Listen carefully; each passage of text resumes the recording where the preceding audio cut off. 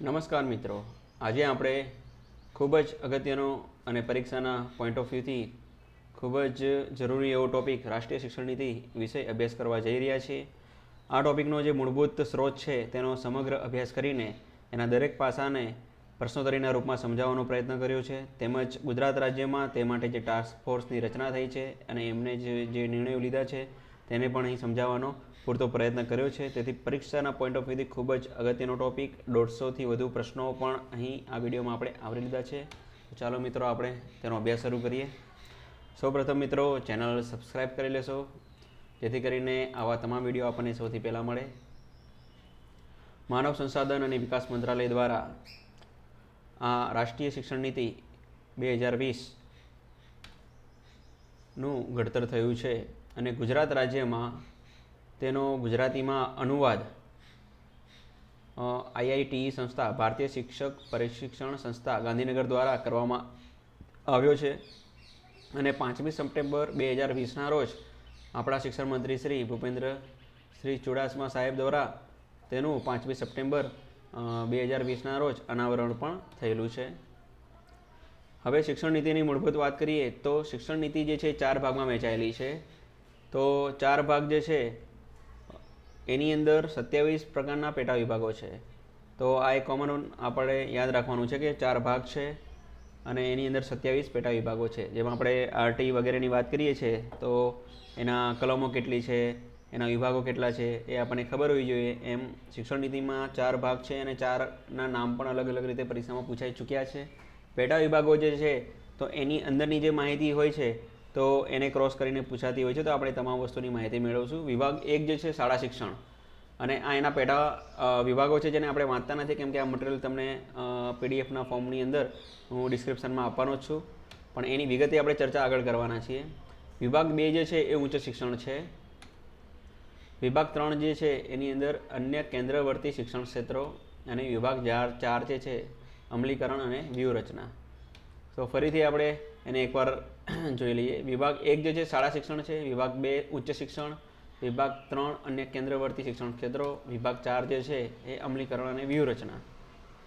હવે સૌથી અગત્યનો જે ડિફરન્સ આવ્યો છે એની આપણે ચર્ચા કરી લઈએ કે શું અગત્યનો ડિફરન્સ આવ્યો છે. તો જૂની જે પોલિસી હતી આપણે ખ્યાલ છે કે જેમાં 6 થી 14 વર્ષની વાત આપણે જોવા મળતી હતી. હાલની જે શિક્ષણ નીતિ જે છે તો એની અંદર 3 થી 18 વર્ષના શિક્ષણનું આયોજન કરેલું છે. અને નવી ફોર્મ્યુલા જે છે 12મા ધોરણ સુધીની જે ફોર્મ્યુલા છે 5+3+3+4 એટલે પૂર્વ પ્રાથમિક શિક્ષણ જે છે, પૂર્વ પ્રાથમિક શિક્ષણ, તો પૂર્વ પ્રાથમિક શિક્ષણ જે 5 વર્ષનું થઈ ગયું છે. એ 5 વર્ષ કયા? તો 3 વર્ષ તો પહેલા ધોરણમાં એડમિશન લે એ પહેલાંના છે, અને પહેલું અને બીજું ત્યાં સુધીનું શિક્ષણ જે છે એ પૂર્વ પ્રાથમિક શિક્ષણ ગણાય છે. તો પહેલાં અને બીજા ધોરણ પહેલાં 3 વર્ષના શિક્ષણમાં શું થશે?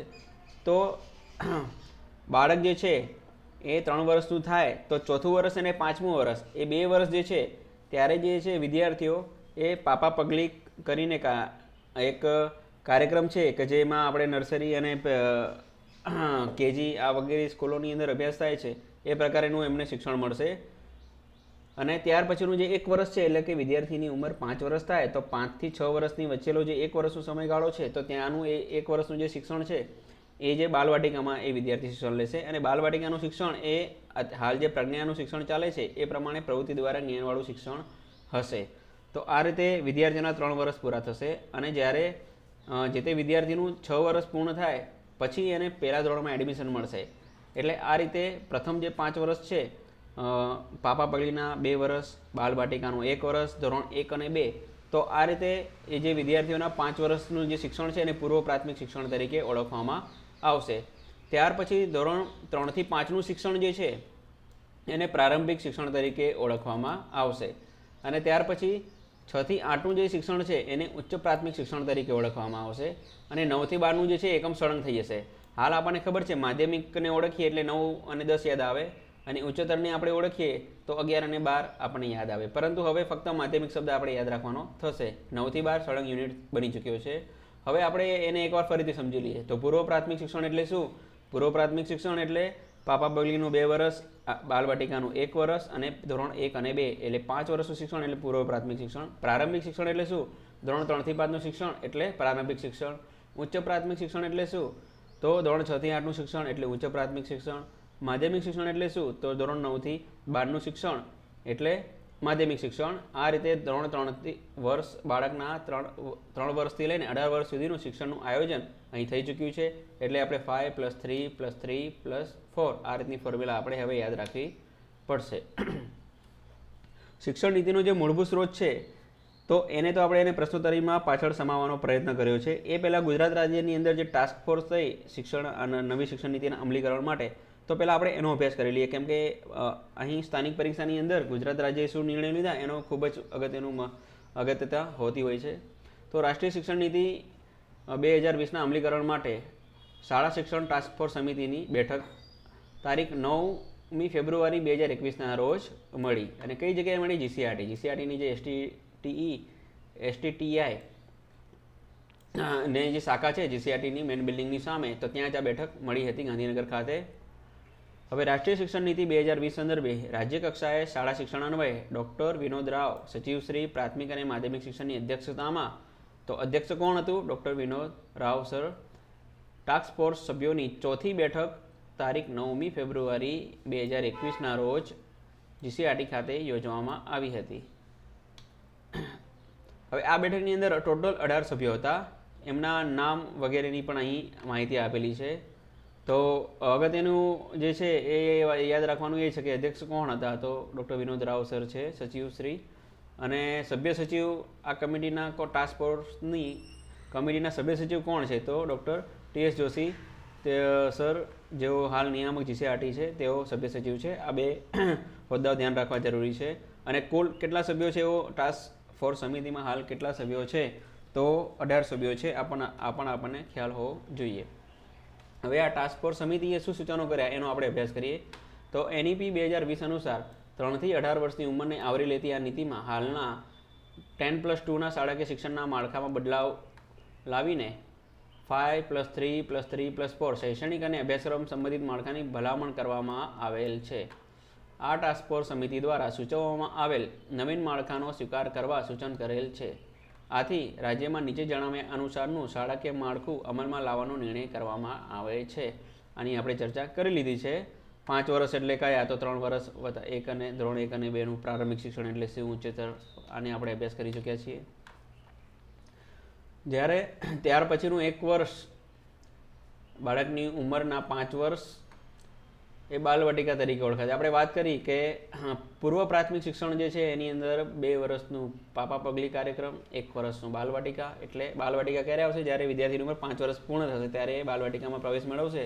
અને 6 વર્ષનું ઉંમર પૂર્ણ થાય ત્યાર પછી ધોરણ 1ની અંદર પ્રવેશ મેળવશે. અને આ માળખાનો અમલ ક્યારથી કરવાનો છે? તો ચાલુ શૈક્ષણિક વર્ષથી જ એનો અમલ થવાનો છે. આ મુદ્દો આપણે ધ્યાન રાખવો પડશે કે કોરોના છે, આ છે, તો આપણને કદાચ કન્ફ્યુઝ હોઈએ કે આનો અમલ ક્યારથી થશે. પરંતુ ટાસ્ક ફોર્સે નિર્ણય લઈ લીધેલો છે કે આ માળખાનો અમલ શૈક્ષણિક વર્ષ 2021-22થી જ કરવાનો છે. એટલે હાલથી જૂનથી જ આ વસ્તુ લાગુ પડવાની છે. પૂર્વ પ્રાથમિક આંગણવાડીમાં પ્રવેશ મેળવવા માટે 3 વર્ષ પૂર્ણ કરેલ બાળકોનો પ્રવેશ સુનિશ્ચિત કરવો. આપણે જોઈ ચૂક્યા છીએ આ બાબત. રાજ્યમાં આદિજાતિ વિસ્તારમાં આવેલ આશ્રમ શાળાઓમાં પણ આંગણવાડીની વ્યવસ્થા ઊભી કરવામાં આવશે. આ એક નવી વસ્તુ છે. હાલ આંગણવાડીની જે વ્યવસ્થા છે એ દરેક શાળામાં તો છે જ નહીં. અત્યારે સ્થાનિક આજુબાજુના જે વિસ્તારની અંદર આંગણવાડી ચાલતી હોય છે. કેટલીક શાળા એવી છે કે જ્યાં હાલ આંગણવાડી ચાલુ હશે, પરંતુ હવે કમ્પલસરી જે તે શાળાની અંદર આંગણવાડી તો શરૂ હશે જ, પરંતુ આશ્રમ શાળાઓ જે છે ત્યાં પણ આંગણવાડી શરૂ થશે. તેનો જે અમલ જે છે એની જવાબદારી શિક્ષણ વિભાગ, મહિલા અને એટલે કે આઈસીડીસી વિભાગ, આદિજાતિ વિકાસ વિભાગ, એમને આ જવાબદારી આપવામાં આવી છે. બાલવાટિકા વિશે જાણીએ તો બાલવાટિકાની રચના ક્યાં થશે? તો જો આંગણવાડીની ઘણી બિલ્ડિંગ સરકારશ્રીએ બાંધેલી છે, તો એ જ્યાં આંગણવાડીનું જે યુનિટ આપેલું છે તો ત્યાં તો આંગણવાડી રહેવાની છે, એ બદલાવાની નથી. જ્યાં સ્કૂલમાં છે ત્યાં સ્કૂલમાં રહેશે, પરંતુ જ્યાં એને બિલ્ડિંગની કે બીજી કોઈ વ્યવસ્થા નહીં હોય તો ત્યાં જે તે શાળાની અંદર આંગણવાડી તો શરૂ થશે. પરંતુ બાલવાટિકા કમ્પલસરી પ્રાથમિક શાળાના ભાગ તરીકે જે તે શાળાના પરિસરમાં શરૂ થશે. બાલવાટિકાના બાળકોને ધોરણ 1-2ની જેમ પ્રજ્ઞા અભિગમ દ્વારા પ્રવૃત્તિ કરવામાં આવશે. એટલે આ બિલકુલ અહીંયા સિસ્ટમેટિક કામ થવાનું છે બાલવાટિકામાં. કેમ કે વર્ષોથી એક ફરિયાદ હતી કે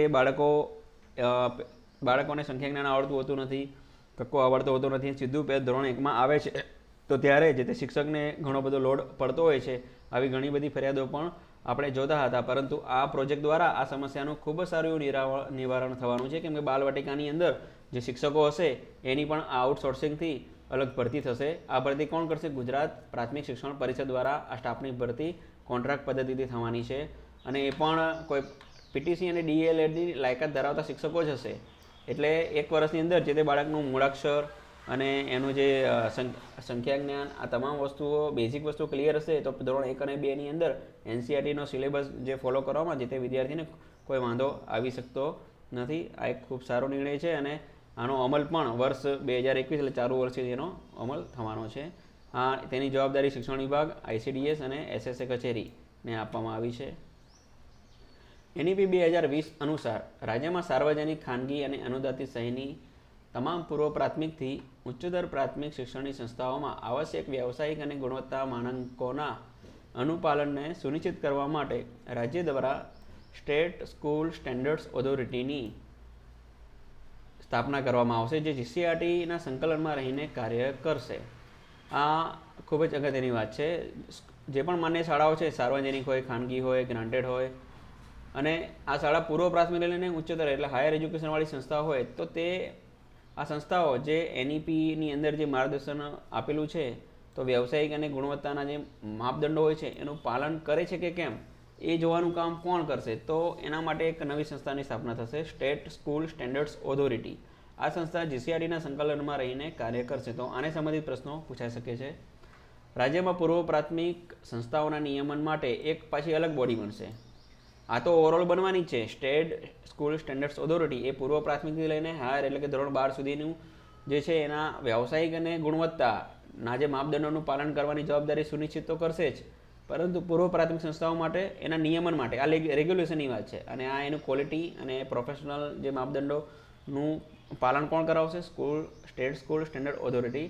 પરંતુ રેગ્યુલેશન એટલે એ સંસ્થાનો જે નિયમન જે છે, કંટ્રોલ, મંજૂરી આપી વગેરે જે કાર્ય છે, તો પૂર્વ પ્રાથમિક સંસ્થાઓ એટલે કે પ્રી પ્રાઇમરી જે સ્કૂલ હોય છે, તો એના માટે સ્ટેટ પ્રી પ્રાઇમરી રેગ્યુલેટરી બોડીની રચના કરવાની થાય છે, જે નિયામક આઈસીડીએસ સાથે સંકલનમાં રહી રાજ્યમાં આવેલ તમામ પ્રકારની પૂર્વ પ્રાથમિક સંસ્થાઓને માન્યતા આપવા માટે ધારાધોરણો તૈયાર કરી તેનો અમલ કરાવશે. આ જવાબદારી હાલ આઈસીડીએસ વિભાગને આપેલી છે.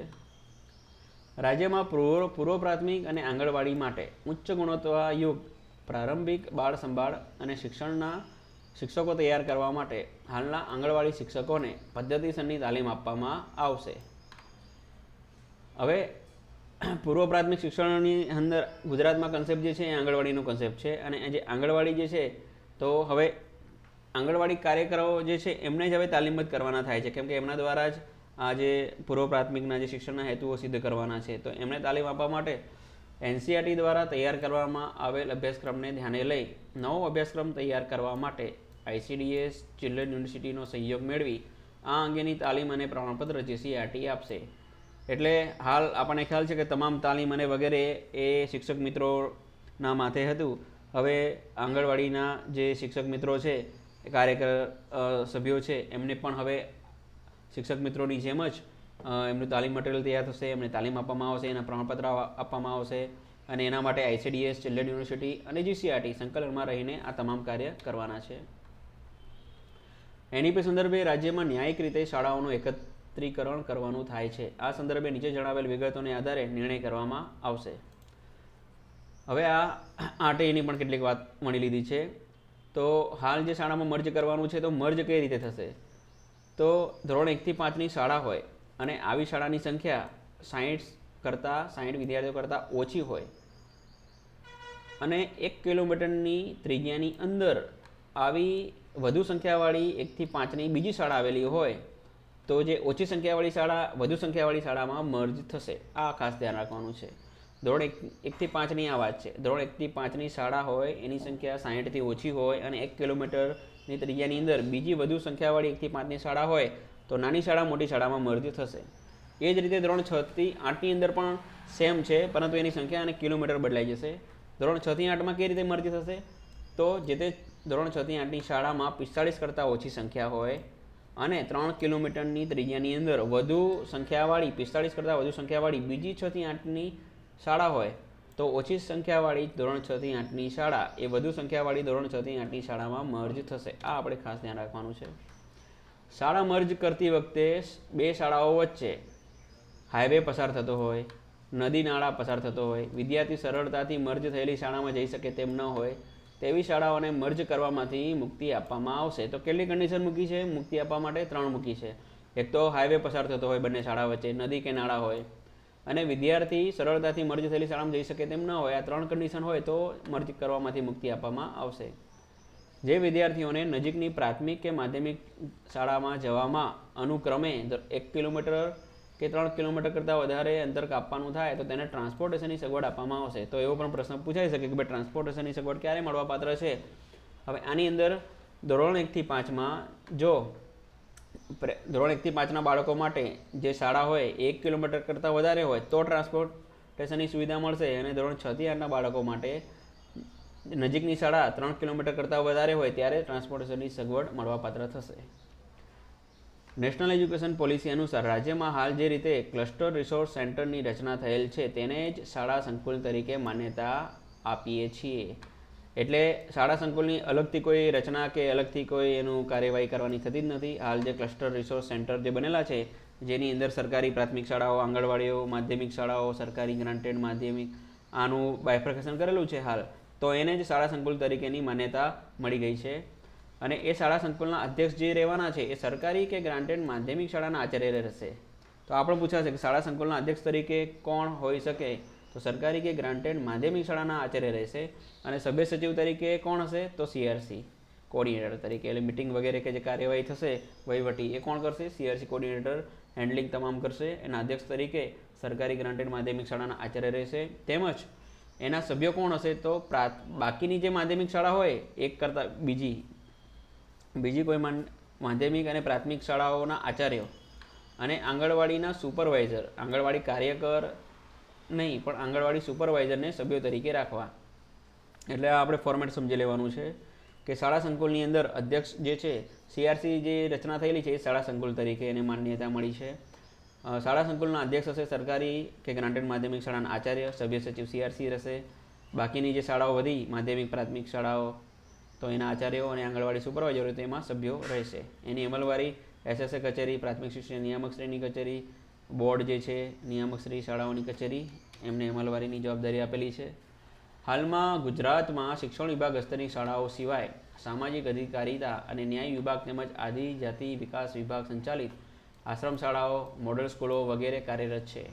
રાજ્યની તમામ શાળાઓમાં શૈક્ષણિક એકસૂત્રતા રહે તે સંદર્ભે રાજ્યની તમામ પ્રકારની શાળાઓને શિક્ષણ વિભાગના સંકલનમાં અને જિલ્લા કક્ષાએ DO, DPOના સંકલનમાં તેમજ શિક્ષણ વિભાગના EI, TPO, BRC, CRC મારફત સતત મૂલ્યાંકન અને મોનિટરિંગ પણ આ વિભાગની શાળાઓને આવરીને લઈએ. એટલે તમામ જે વસ્તુઓ જે છે આશ્રમ શાળા, મોડલ સ્કૂલ, અલગ આદિજાતિ વિકાસ હસ્તક જે સ્કૂલો છે તો તમામને હવે એક જ ચેનલ દ્વારા સંકલિત કરવાની વાત અહીં થઈ રહી છે.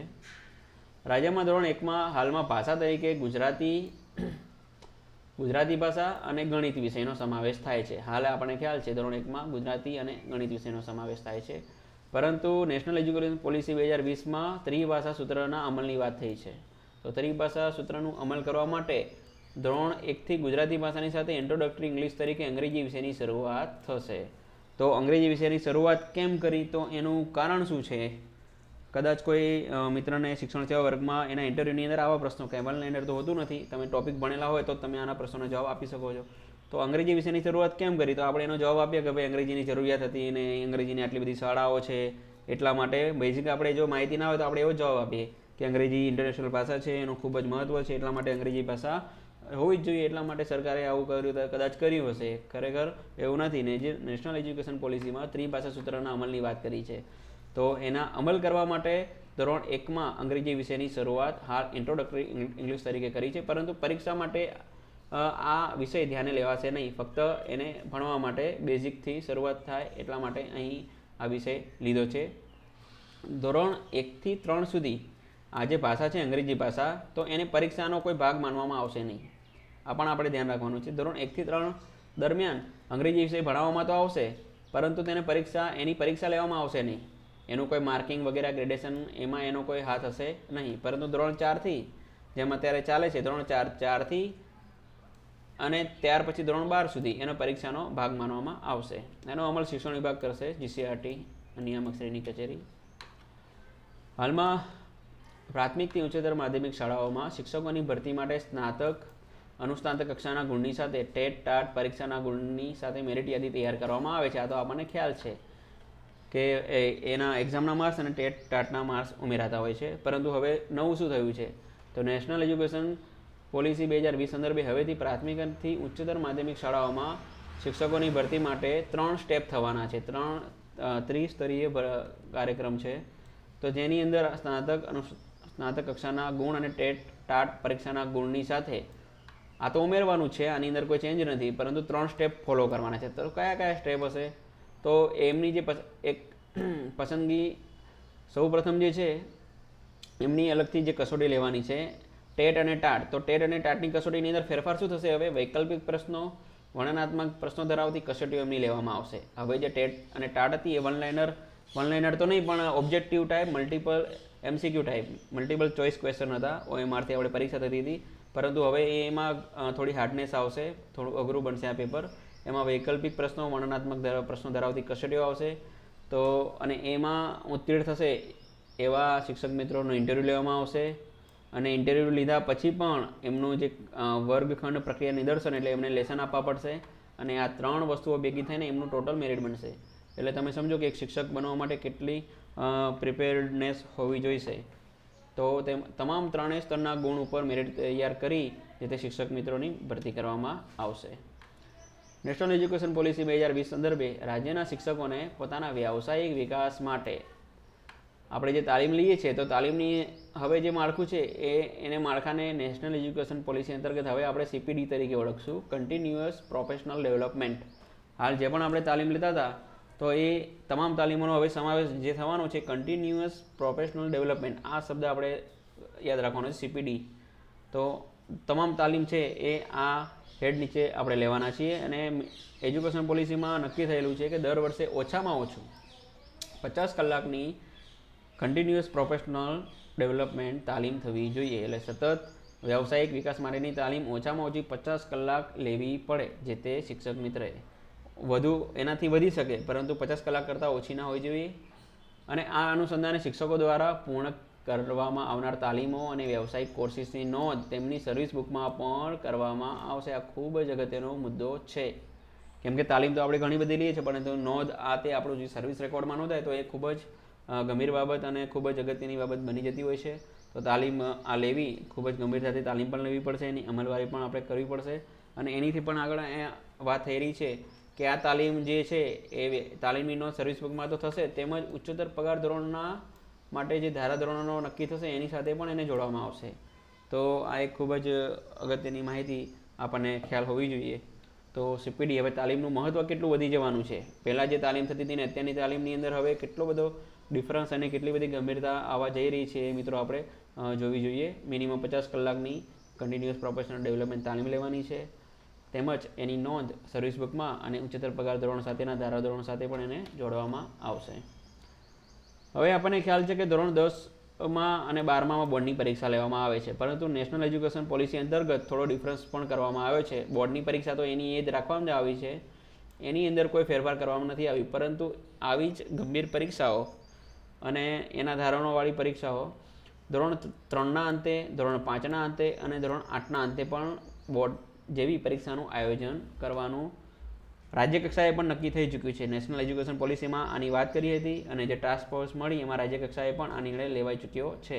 એટલે હવે આપણે એ પણ રાખવું પડશે કે ભાઈ ધોરણ 10 અને 12ની બોર્ડની જે પરીક્ષા છે એવી પરીક્ષાઓનું આયોજન અન્ય કયા ધોરણમાં થશે તો ધોરણ 3, 5 અને 8, ધોરણ 3, 5 અને 8ના અંતે, એટલે કે 3 વાર આ ધોરણ 3ના અંતે, 5ના અંતે અને 8ના અંતે આવી જ પરીક્ષાઓનું આયોજન રાજ્ય કક્ષાએથી થશે. આ પરીક્ષા લેવાની જવાબદારી કોની હશે તો GCRT ગુજરાત માધ્યમિક અને ઉચ્ચતર માધ્યમિક શિક્ષણ બોર્ડના સંકલનમાં રહી કોણ કરશે ફાઇનલ કામગીરી? આ રાજ્ય પરીક્ષા બોર્ડ આ કાર્ય કરવા જઈ રહ્યું છે. એટલે આની અંદરથી પણ ઘણી બધા ડિટેલ્સ અને ક્વેશ્ચન આપણને મળી જાય એમ છે કે ધોરણ 3, 5 અને 8ના અંતે 10 અને 12ની બોર્ડની પરીક્ષા જેવી પરીક્ષાઓનું આયોજન થશે. પરીક્ષા આવી પરીક્ષા કોણ લેશે? રાજ્ય પરીક્ષા બોર્ડ લેશે. કોના સંકલનમાં રહીને? તો જીસીઆરટી અને ગુજરાત માધ્યમિક અને ઉચ્ચતર માધ્યમિક શિક્ષણ બોર્ડના સંકલનમાં રહીને. તેમજ આ પરીક્ષા કોણ આપી શકશે? તો એ પણ આપણે ધ્યાન રાખવાનું છે. આ પરીક્ષા તમામ સરકારી અને ખાનગી શાળાઓના વિદ્યાર્થીઓ એ આ પરીક્ષા આપવી પડશે. હવે નેશનલ એજ્યુકેશન 2020ની અંદર એક શબ્દ યુઝ કર્યો છે 6 પોઈન્ટ મુદ્દાક્રમ 6.6ની અંદર. એટલે કે જે 27 ટોપિક હતા, ટોટલ 27 ટોપિક છે અને 4 ભાગ છે. એમાં 27ના ટોપિકની અંદર છઠ્ઠો જે ટોપિક છે એની છઠ્ઠું જે વિધાન છે એની અંદર વિશેષ શિક્ષણ ઝોન, જેમ આપણે સ્પેશિયલ ઇકોનોમિક ઝોનની જે વાત કરીએ એમ હવે શિક્ષણ માટે પણ સેજ બનવાના છે સ્પેશિયલ એજ્યુકેશન ઝોન. તો એની અંદર ખૂબ સરસ વાત કરી છે કે ભાઈ રાજ્યના વિશિષ્ટ પ્રતિભાશાળી અને હોશિયાર વિદ્યાર્થીઓની પ્રતિભા અને રુચિઓની ઓળખ કાળજી લેવા માટેની વ્યવસ્થાનું સૂચન જે એ નીતિમાં કરવામાં આવ્યું છે. તો હાલ રાજ્યની અંદર સ્કૂલ ઓફ એક્સલન્સ પ્રોજેક્ટની વાત થઈ રહી છે. તો આ પ્રોજેક્ટની અંદર શિક્ષણ નીતિની અંદર જે બાબતોની વાત કરી છે એ આવરી લેવામાં આવેલ છે. તેથી ટાસ્ક ફોર્સના સભ્યો દ્વારા સર્વાનુમતે એવી સંમતિ આપી છે કે ભાઈ સ્કૂલ ઓફ એક્સલન્સને જ આપણે સ્પેશિયલ ઇકોનોમિક ઝોન તરીકે જ વિકસાવીશું. હાલ રાજ્યમાં સ્કૂલ ઓફ એક્સલન્સ પ્રોજેક્ટ અંતર્ગત ધોરણ 6 થી 12ના વિદ્યાર્થીઓને સમાવતી નિવાસી શાળાઓ શરૂ કરવાની મંજૂરી આપવામાં આવશે. તો સ્કૂલ ઓફ એક્સલન્સ જે છે નેશનલ એજ્યુકેશન પોલિસીમાં સ્પેશિયલ ઇકોનોમિક ઝોનની વાત કરી હતી, તો એનો અમલ ગુજરાતમાં કઈ રીતે થશે? તો ટાસ્ક ફોર્સની અંદર ચર્ચા કરવામાં આવી કે હાલ આપણો જે પ્રોજેક્ટ છે સ્કૂલ ઓફ એક્સલન્સ, તો એની અંદર આ તમામ બાબતોનો સમાવેશ થાય જ છે. તો આપણે કેમ સ્કૂલ ઓફ એક્સલન્સને સ્પેશિયલ એજ્યુકેશન ઝોન તરીકે ના ગણીએ? તો ટાસ્ક ફોર્સના સર્વ જે સભ્યો છે એમને સંમતિ પણ આપેલી છે અને સ્પેશિયલ એજ્યુકેશન ઝોનની સરખામણીમાં સ્કૂલ ઓફ એક્સલન્સ કાર્ય કરવાનું છે. આ પ્રોજેક્ટ અંતર્ગત ધોરણ 6 થી 12ના વિદ્યાર્થીઓને નિવાસી શાળાઓમાં ભણવાનું રહેશે. આ ખાસ આપણે મુદ્દો ધ્યાન રાખવાનો છે કે આ સ્કૂલ ઓફ એક્સલની અંદર હોસ્ટેલ ટાઈપ શિક્ષણ હશે, ત્યાં રહેવું પડશે અને એની એક એન્ટ્રન્સ ટેસ્ટ પણ હશે. હવે એક સ્કૂલ ઓફ એક્સલની અંદર કેટલા બાળકો સમાવી શકાશે? તો 3000 બાળકો એક સ્કૂલ ઓફ એક્સલન્સની અંદર કાર્ય થશે. એટલું મોટું રાજ્ય સરકારનું અહીં આયોજન છે. તો 3000 લેખે બાળકો હોય તો 33 જિલ્લાઓની અંદર ગુણ્યા 3 કરીએ તો અંદાજિત 1 લાખ બાળકોને સમાવવામાં આવશે. આ માટે ઉચ્ચ ગુણવત્તા ધરાવતા અને અનુભવી શિક્ષકની કોન્ટ્રાક્ટ ધોરણે નિમણૂક કરવામાં આવશે. તો આપણે જોયું કે નેશનલ એજ્યુકેશન પોલિસીના અમલ માટે પાપા પગલી કાર્યક્રમ જે થશે, તો એના માટે તો આંગણવાડી કાર્યકરને તાલીમ આપવાની છે. તો નવા કોઈ શિક્ષક મિત્રોની એમાં ભરતી થવાની શક્યતા નથી, પરંતુ પછીનું જે 5 થી 6 વર્ષનો જે ગાળો છે એમાં બાલવાટિકા થશે અને બાલવાટિકાની અંદર જે શિક્ષકો પીટીસી અને ડીએલ થયેલા હશે એમની પણ કોન્ટ્રાક્ટ લેવલે ભરતી થવાની છે. તેમજ અહીં આ સ્કૂલ ઓફ એક્સલન્સની અંદર તો હાલ જાહેરાત પણ પડી ચૂકી છે. લગભગ 250 કે એની આસપાસના શિક્ષકો માટે ભરતી કોન્ટ્રાક્ટ લેવલે આવા શિક્ષકોની ભરતી થવાની છે. તો સ્કૂલ ઓફ એક્સલન્સનો અમલ પણ તાત્કાલિક ધોરણે ચાલુ વર્ષથી થવા જઈ રહ્યો છે. એના માટે શિક્ષકોની જાહેરાત પણ આવી ગઈ છે અને હાલમાં ઓનલાઈન ફોર્મ ભરવાના એના ચાલુ પણ છે. તો આપણે એની બેઝિક જાણકારી હોવી જરૂરી છે. તો 6 થી 12ના ધોરણનું શિક્ષણ છે, નિવાસી શાળાઓ હશે. એક સ્કૂલ ઓફ એક્સલન્સમાં 3000 બાળકોનો ટાર્ગેટ છે. 33 જિલ્લાઓ લેખે 1 લાખ બાળકોને સમાવવાનું આયોજન છે. શિક્ષકોની ભરતી કોન્ટ્રાક્ટ લેવલે થશે. ખૂબ જ અગત્યની માહિતી આપણે અહીં જોઈ. હાલમાં માધ્યમિક કક્ષાએ વિદ્યાર્થીઓ માટે આ એક ખૂબ જ નવો એક મુદ્દો છે અને ખૂબ સારો મુદ્દો છે. માધ્યમિક કક્ષાએ મોટાભાગે શું બને છે કે ધોરણ 10 પૂરું થાય એટલે મોટાભાગના વિદ્યાર્થીઓ સામાન્ય પ્રવાહમાં અથવા અન્ય વ્યવસાયલક્ષી કોર્સીસ કરતા હોય છે. તો આવા વિદ્યાર્થીઓને જે 10મા ધોરણમાં જે ગણિતની અંદર અઘરા જે ત્રિકોણમિતિથી માંડીને ઘણા બધા એવા વિજ્ઞાન અને ગણિતની અંદર જે બીજ ગણિત, આ ભૂમિતિ, પછી વિજ્ઞાનમાં ભૌતિક, રસાયણ, આ જીવ વિજ્ઞાન, આ બધી સંકલ્પનાઓ જે ધોરણ 10માં હોય છે, તો એ લોકોને જો અમને હવે આર્ટ્સ જ લેવું છે અથવા બીજો કોઈ કોર્સ કરવો છે તો આ બધું ધોરણ 10ની અંદર વિદ્યાર્થીઓને ના ગમતા વિષયો જો ભણશે તો એમનું માર્કિંગ પણ ડાઉન થશે. જે તે વિદ્યાર્થીઓને નાપાસ થવાનો ડર પણ રહેતો હોય છે અને એના લીધે વિદ્યાર્થીઓ તણાવમાં રહેતા હોય છે. તો નવી એજ્યુકેશન પોલિસીમાં એક ખૂબ જ સુંદર અને ખૂબ જ વિદ્યાર્થીલક્ષી એક સુવિધા અને જોગવાઈ કરવામાં આવી છે કે નિર્ણય એવો કરવામાં આવ્યો છે કે વિજ્ઞાન પ્રવાહ સિવાયના અન્ય કોર્સીસમાં જવા માંગતા વિદ્યાર્થીઓ માટે માધ્યમિક કક્ષાએ ગણિત અને વિજ્ઞાન વિષયના વિકલ્પમાં એના ઓપ્શન મળશે કે એમને આ કરવું જ નથી. જે વિદ્યાર્થીઓ ધોરણ 10માં ક્લિયર છે કે મારે આ લાઇનમાં જવાનું નથી, તો એમને ઓપ્શન તરીકે દૈનિક જીવનમાં ઉપયોગી હોય તેવા અંકગણિત, બેઝિક કેલ્ક્યુલેશન અને માનવ જીવન વિજ્ઞાન જેવા વિષયો અભ્યાસક્રમમાં ઉમેરવામાં આવશે. એટલે ગણિત તો હશે પરંતુ અંકગણિત એની અંદર પછી ભૂમિતિ, બીજગણિત કે જેની અંદર ઘણું બધા ફોર્મ્યુલા અને આગળ જઈને એમને જે સાયન્સમાં કામ આવવાના હોય છે એવા કોઈ ટોપિકની એમાં ચર્ચા જ નહીં હોય. તો અને બેઝિક કેલ્ક્યુલેશન આ તો માણસને કોઈપણ વ્યવસાય અને કોઈપણ ક્ષેત્રમાં કામ આવશે. તો એવા ટોપિક અને માનવ સિમ્પલ સામાન્ય વિજ્ઞાન રાખી શકે એવો અભ્યાસક્રમ ધોરણ 10ની અંદર ઉમેરવામાં આવશે. ખૂબ જ સારો અને સુંદર નિર્ણય છે.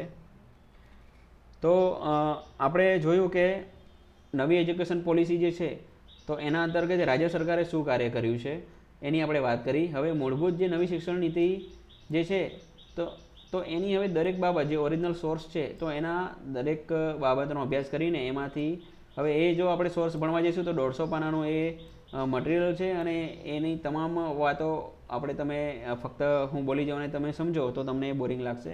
તેથી દરેક ટોપિકને પ્રશ્નોના સ્વરૂપમાં કન્વર્ટ કર્યા છે અને આવા અંદાજિત 150 જેટલા પ્રશ્નો લઈને આખી એજ્યુકેશન પોલિસીની દરેક ટુ ધ પોઈન્ટ માહિતી આપણે વણી લીધી છે. તો આપણે એ જોઈએ.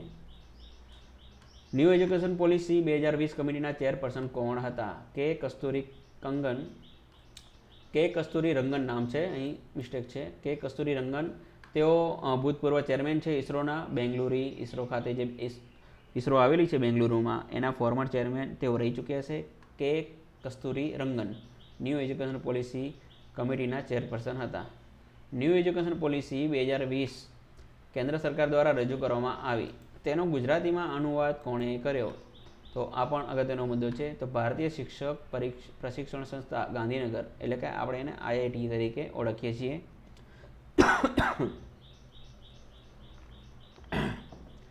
IIT યુનિવર્સિટીના હાલ કુલપતિશ્રીનું નામ શું છે? ડૉક્ટર હર્ષદ પટેલ. IIT દ્વારા નવી શિક્ષણ નીતિનો ગુજરાતીમાં અનુવાદ કઈ તારીખે જાહેર થયો? 5મી સપ્ટેમ્બર 2020ના રોજ માનનીય શિક્ષણ મંત્રી ભૂપેન્દ્રસિંહ ચુડાસમા સાહેબ દ્વારા એનો જે ગુજરાતીનો અનુવાદ આજે IIT દ્વારા થયેલો છે એ જાહેર થયેલો છે. નવી શિક્ષણ નીતિ 2020માં કુલ કેટલા વિભાગો છે અને કયા કયા? તો આપણે ચર્ચા કરી કુલ 4 વિભાગો છે. શાળા શિક્ષણ, ઉચ્ચ શિક્ષણ, કેન્દ્રવર્તી શિક્ષણ ક્ષેત્રો, અમલીકરણ, વ્યૂહરચના. આ 4 એના વિભાગો છે અને ગમે તે રીતે પૂછતા હોય છે કે બીજો વિભાગ કયો? તો ઉચ્ચ શિક્ષણ. આ બે આપણને યાદ રહે એવા છે. શાળા શિક્ષણ છે અને ઉચ્ચ શિક્ષણ છે. આ બે આપણને યાદ રહેશે. છેલ્લા બે આપણે યાદ રાખવા પડશે. કેન્દ્રવર્તી શિક્ષણ અને અમલીકરણ વ્યૂહરચના. એટલે શાળા શિક્ષણ, ઉચ્ચ શિક્ષણ, કેન્દ્રવર્તી શિક્ષણ અને અમલીકરણ વ્યૂહરચના. આ આપણે એને ગોખીત રાખવા પડશે. IIT દ્વારા નવી શિક્ષણ નીતિનો ગુજરાતીમાં અનુવાદ કઈ તારીખે જાહેર થયો? આ પ્રશ્ન આપણે જોઈ ચૂક્યા. 5મી સપ્ટેમ્બર 2020 માનનીય શિક્ષણ મંત્રી શ્રી ભૂપેન્દ્રસિંહ ચુડાસમા સાહેબ દ્વારા. રાષ્ટ્રીય શિક્ષણ નીતિ 2020ના અમલીકરણ માટે ગુજરાત રાજ્યમાં ટાસ્ક ફોર્સની બેઠક ક્યારે અને કઈ જગ્યાએ મળી હતી? તો આ જે છે 9મી ફેબ્રુઆરી 2021ના રોજ મળી હતી GCRT ગાંધીનગર ખાતે અને આ ચોથી બેઠક હતી. પહેલી બેઠક ન હતી. ગુજરાત રાજ્યમાં નવી શિક્ષણ નીતિ 2020ના અમલીકરણ માટે રચાયેલી ટાસ્ક ફોર્સમાં કુલ કેટલા સભ્યો છે? તો હાલ 18 સભ્યો છે. નવી શિક્ષણ નીતિ 2020ના અમલીકરણ માટે ગુજરાતમાં રચાયેલી ટાસ્ક ફોર્સના સભ્ય સચિવ તરીકે કોણ છે? તો ટાસ્ક ફોર્સના સભ્ય સચિવ તરીકે હાલ TS જોશી સાહેબ છે, જેઓ નિયામક શ્રી GCRT છે. ટાસ્ક ફોર્સ દ્વારા થયેલ સૂચનોનો અમલ કયા વર્ષથી થશે? આ સૂચનો આ ચાલુ શૈક્ષણિક વર્ષ એટલે 2021-22થી થશે. શિક્ષણ નીતિ મુજબ પૂર્વ પ્રાથમિકમાં પ્રથમ 2 વર્ષના શિક્ષણને શું નામ આપવામાં આવ્યું છે? તો પૂર્વ પ્રાથમિકમાં પ્રથમ 2 વર્ષ એટલે શું કહેવા માંગે છે કે પૂર્વ પ્રાથમિક જે છે એ કેટલા વર્ષનું છે? 5 વર્ષનું છે. એના પ્રથમ 2 વર્ષના શિક્ષણને શું કહેવામાં આવશે? એટલે કે 4થું વર્ષ અને 5મું વર્ષ. 3 વર્ષ પછી જ એને એડમિશન મળશે. તો 4થું અને 5મું વર્ષ આ 2 વર્ષના કયા નામે ઓળખવામાં આવશે? એવું શું નક્કી કરેલું છે? તો પાપા પગલી કાર્યક્રમ તરીકે ઓળખવામાં આવશે. આ શિક્ષણ કોણ આપશે? તો આંગણવાડી કાર્યકર્તા મિત્રો. અને એમને આંગણવાડી મિત્રોને આ શૈક્ષણિક માર્ગદર્શન આપવા માટે કોની ભરતી કરવાની છે? Pre school ઇન્સ્ટ્રક્ટરની. એની પણ જાહેરાત આવી ચૂકી છે. નવી શિક્ષણ નીતિ મુજબ પૂર્વ પ્રાથમિક શિક્ષણમાં 2 વર્ષના પાપા પગલી શિક્ષણ પૂર્ણ કર્યા બાદ 1 વર્ષનું શિક્ષણને શું નામ અપાયું છે? તો પૂર્વ પ્રાથમિક શિક્ષણ જે 5 વર્ષનું હોય છે એના પ્રથમ 2 વર્ષ તો નીકળી ગયા પાપા પગલીમાં, એટલે 5 વર્ષ પૂરા થઈ ગયા. પછી 5 થી 6 વર્ષ વચ્ચેનું જે 1 વર્ષ છે એને બાલવાટિકા શિક્ષણ તરીકે નામ આપવામાં આવ્યું છે. આ બાલવાટિકા શિક્ષણમાં એના જે શિક્ષકો હશે PTC અને DLED થયેલા હશે અને આવા શિક્ષકોની કોન્ટ્રાક્ટ પદ્ધતિથી ભરતી થશે. નવી શિક્ષણ નીતિ મુજબ ધોરણ 1માં પ્રવેશ માટે કેટલી ઉંમર હોવી જરૂરી છે? હવે તો 6 વર્ષ થઈ ગયા. 6 વર્ષ સિવાય ધોરણ 1માં હવે એડમિશન મળશે નહીં અને આનો અમલ ચાલુ શૈક્ષણિક વર્ષ 2021-22થી જ કરવાનો થશે. ગુજરાતમાં નવી શિક્ષણ નીતિ મુજબ આશ્રમ શાળાઓ કે જે આદિજાતિ વિસ્તારમાં આવેલ છે ત્યાં કઈ વ્યવસ્થા કરવામાં આવશે? તો આશ્રમ શાળાઓમાં હવે આંગણવાડી ઊભી કરવાની થશે. નવી શિક્ષણ નીતિ મુજબ પૂર્વ પ્રાથમિક શિક્ષણમાં બાલવાટિકાનો ઉલ્લેખ છે તો તેની રચના કઈ જગ્યાએ કરવામાં આવશે? આ પણ એક અગત્યનો પ્રશ્ન છે. બાલવાટિકાની વાત તો કરી પણ થશે ક્યાં? તો પ્રાથમિક શાળાઓમાં જ થવાનું છે. બીજી કોઈ એની જગ્યા ફાળવવાની થતી નથી. બાલવાટિકામાં શિક્ષણ કાર્ય કયા પ્રકારનું હશે? તો બાલવાટિકામાં બાળકોને ધોરણ 1 અને 2ની જેમ પ્રજ્ઞા અભિગમ દ્વારા પ્રવૃત્તિઓ કરાવવામાં આવશે. આ પ્રકારનું શિક્ષણ હશે. પીટીસી અને ડીએલએડ થયેલા શિક્ષક મિત્રો હશે. કોન્ટ્રાક્ટ પદ્ધતિથી તેમની ભરતી થશે. ઓકે, સ્ટાફની જરૂરિયાત બાલવાટિકામાં સ્ટાફની જરૂરિયાત કઈ રીતે થશે? તો સ્ટાફની ભરતી કરવા માટે ગુજરાત પ્રાથમિક શિક્ષણ પરિષદ એટલે કે ગુજરાત પ્રાઇમરી એજ્યુકેશન કાઉન્સિલ દ્વારા આઉટસોર્સિંગ દ્વારા કરાર પદ્ધતિથી શિક્ષકોની ભરતી કરવામાં આવશે. આની હજુ જાહેરાત પડી નથી. બાલવાટિકા વર્ગ કેટલા વર્ષનો હશે અને કઈ ઉંમરના બાળકો તેના લાભાર્થી હશે? તો બાલવાટિકા વર્ગ 1 વર્ષનો હશે એટલે કે જે વિદ્યાર્થીઓની ઉંમર 5 વર્ષથી વધુ હશે તેઓ 1 વર્ષ સુધી બાલવાટિકા વર્ગમાં રહેશે અને ત્યારબાદ આવા બાળકની ઉંમર 6 વર્ષ પૂર્ણ થાય ત્યાર પછી તે વિદ્યાર્થી ધોરણ 1માં પ્રવેશ મેળવશે. બાલવાટિકા વર્ગ માટે શિક્ષક તરીકે પસંદગી મેળવવા માટે શું લાયકાત હોવી જોઈએ? તો પીટીસી કે ડીએલની લાયકાત હોવી જોઈએ અને કરાર પદ્ધતિથી આવા શિક્ષકોની નિમણૂક થશે. નવી શિક્ષણ નીતિ 2020 મુજબ ગુજરાત રાજ્યમાં સાર્વજનિક, ખાનગી, ગ્રાન્ટેડ સહિતની તમામ પૂર્વ પ્રાથમિકથી ઉચ્ચતર માધ્યમિક શિક્ષણની સંસ્થાઓમાં જરૂરી ગુણવત્તા માપદંડોના અમલીકરણ માટે કઈ સંસ્થાની સ્થાપના થશે? આનો પણ આપણે હમણાં અભ્યાસ કર્યો છે.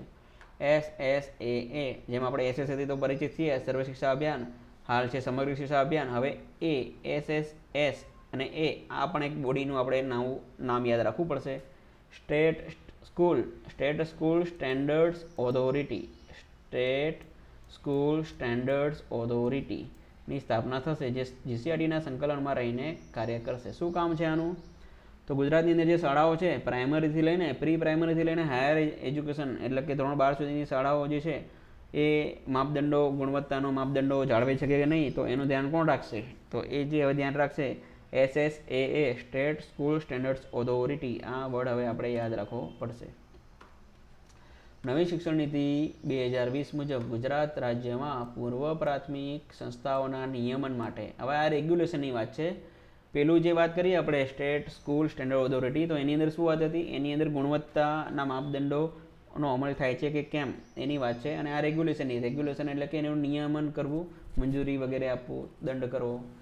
તો પ્રી સ્કૂલ સંસ્થાઓ, પૂર્વ પ્રાથમિક સંસ્થાઓનું નિયમન કોણ કરશે? એના માટે નવી બોડી કઈ બનશે? તો SPRB એટલે કે state pre primary regulatory body. State pre primary regulatory body. આ વર્ડ પણ હવે આપણે યાદ રાખવાનો થશે. હવે એ બોડી શું કરશે? તો તે બોડી ICDS એટલે કે બાળ વિકાસ વિભાગ જે છે આંગણવાડીનો, ICDS સાથે સંકલનમાં રહી રાજ્યમાં આવેલ તમામ પ્રકારની પૂર્વ પ્રાથમિક સંસ્થાઓને માન્યતા આપવા માટે ધારાધોરણો તૈયાર કરી અમલીકૃત કરશે. આ જવાબદારી હાલ ICDS વિભાગ પાસે છે. એટલે પ્રી પ્રાઇમરી સ્કૂલનું ઇમ્પોર્ટન્સ અને હવે જે એની અંદર ઘણી બધી જે ઇરેગ્યુલારિટીઝ હતી એના ઉપર ખૂબ સારું એવું નિયંત્રણ થવાનું છે. અત્યારે આપણને ખ્યાલ છે કે ઘણી બધી પ્રી સ્કૂલ વગેરે બનેલી છે પરંતુ એના નિયમન માટે અને એના માટે કોઈ અલગ પ્રકારની સ્પેશિયલ ડેડિકેટેડ કોઈ બોડી હતી નહીં. તો એના માટે state pre primary regulatory body બનશે જે ICDS સાથે રહીને એનું મોનિટરિંગ, એનું મંજૂરી આપવાનું કામ, આ તમામ વસ્તુઓ કરશે. હવે NEP 2020 મુજબ પૂર્વ પ્રાથમિક શિક્ષણ માટે ગુણવત્તાયુક્ત શિક્ષકો તૈયાર થાય તે માટે હાલના આંગણવાડી શિક્ષકોને પદ્ધતિસરની તાલીમ આપવાનું કામ કોણ કરશે? તો તાલીમ આપવાનું કામ ગુજરાતમાં GCRT તો કરે છે. અને પણ GCRT કઈ રીતે કામ કરશે? તો NCERT આ માટે ફ્રેમવર્ક બનાવેલી છે. NCERT દ્વારા તૈયાર થયેલ અભ્યાસક્રમને ધ્યાને લઈને ICDS અને ચિલ્ડ્રન યુનિવર્સિટીનો સહયોગ મેળવી આ અંગેની તાલીમ અને પ્રમાણપત્ર આપશે GCRT. એટલે આખરે તાલીમ આપવાનું કામ તો GCRT જ કરશે, પ્રમાણપત્ર પણ GCRT આપશે, પણ સહયોગ લેશે ICDSનો અને ચિલ્ડ્રન યુનિવર્સિટીનો. આરટી એક્ટ મુજબ 1થી 5ની કેવી શાળા બીજી શાળા સાથે મર્જ થશે. આપણે હમણાં વાત કરી કે ધોરણ 1થી 5ની શાળા હોય એની અંદર 60 કરતાં ઓછી સંખ્યા હોય અને આવી શાળાની 1 કિલોમીટરની ત્રિજ્યાની અંદર 60 કરતાં વધુ સંખ્યાવાળી બીજી 1થી 5ની સંખ્યા હોય તો ઓછી સંખ્યાવાળી શાળા વધુ સંખ્યાવાળી ધોરણ 1થી 5ની શાળા સાથે મર્જ થશે.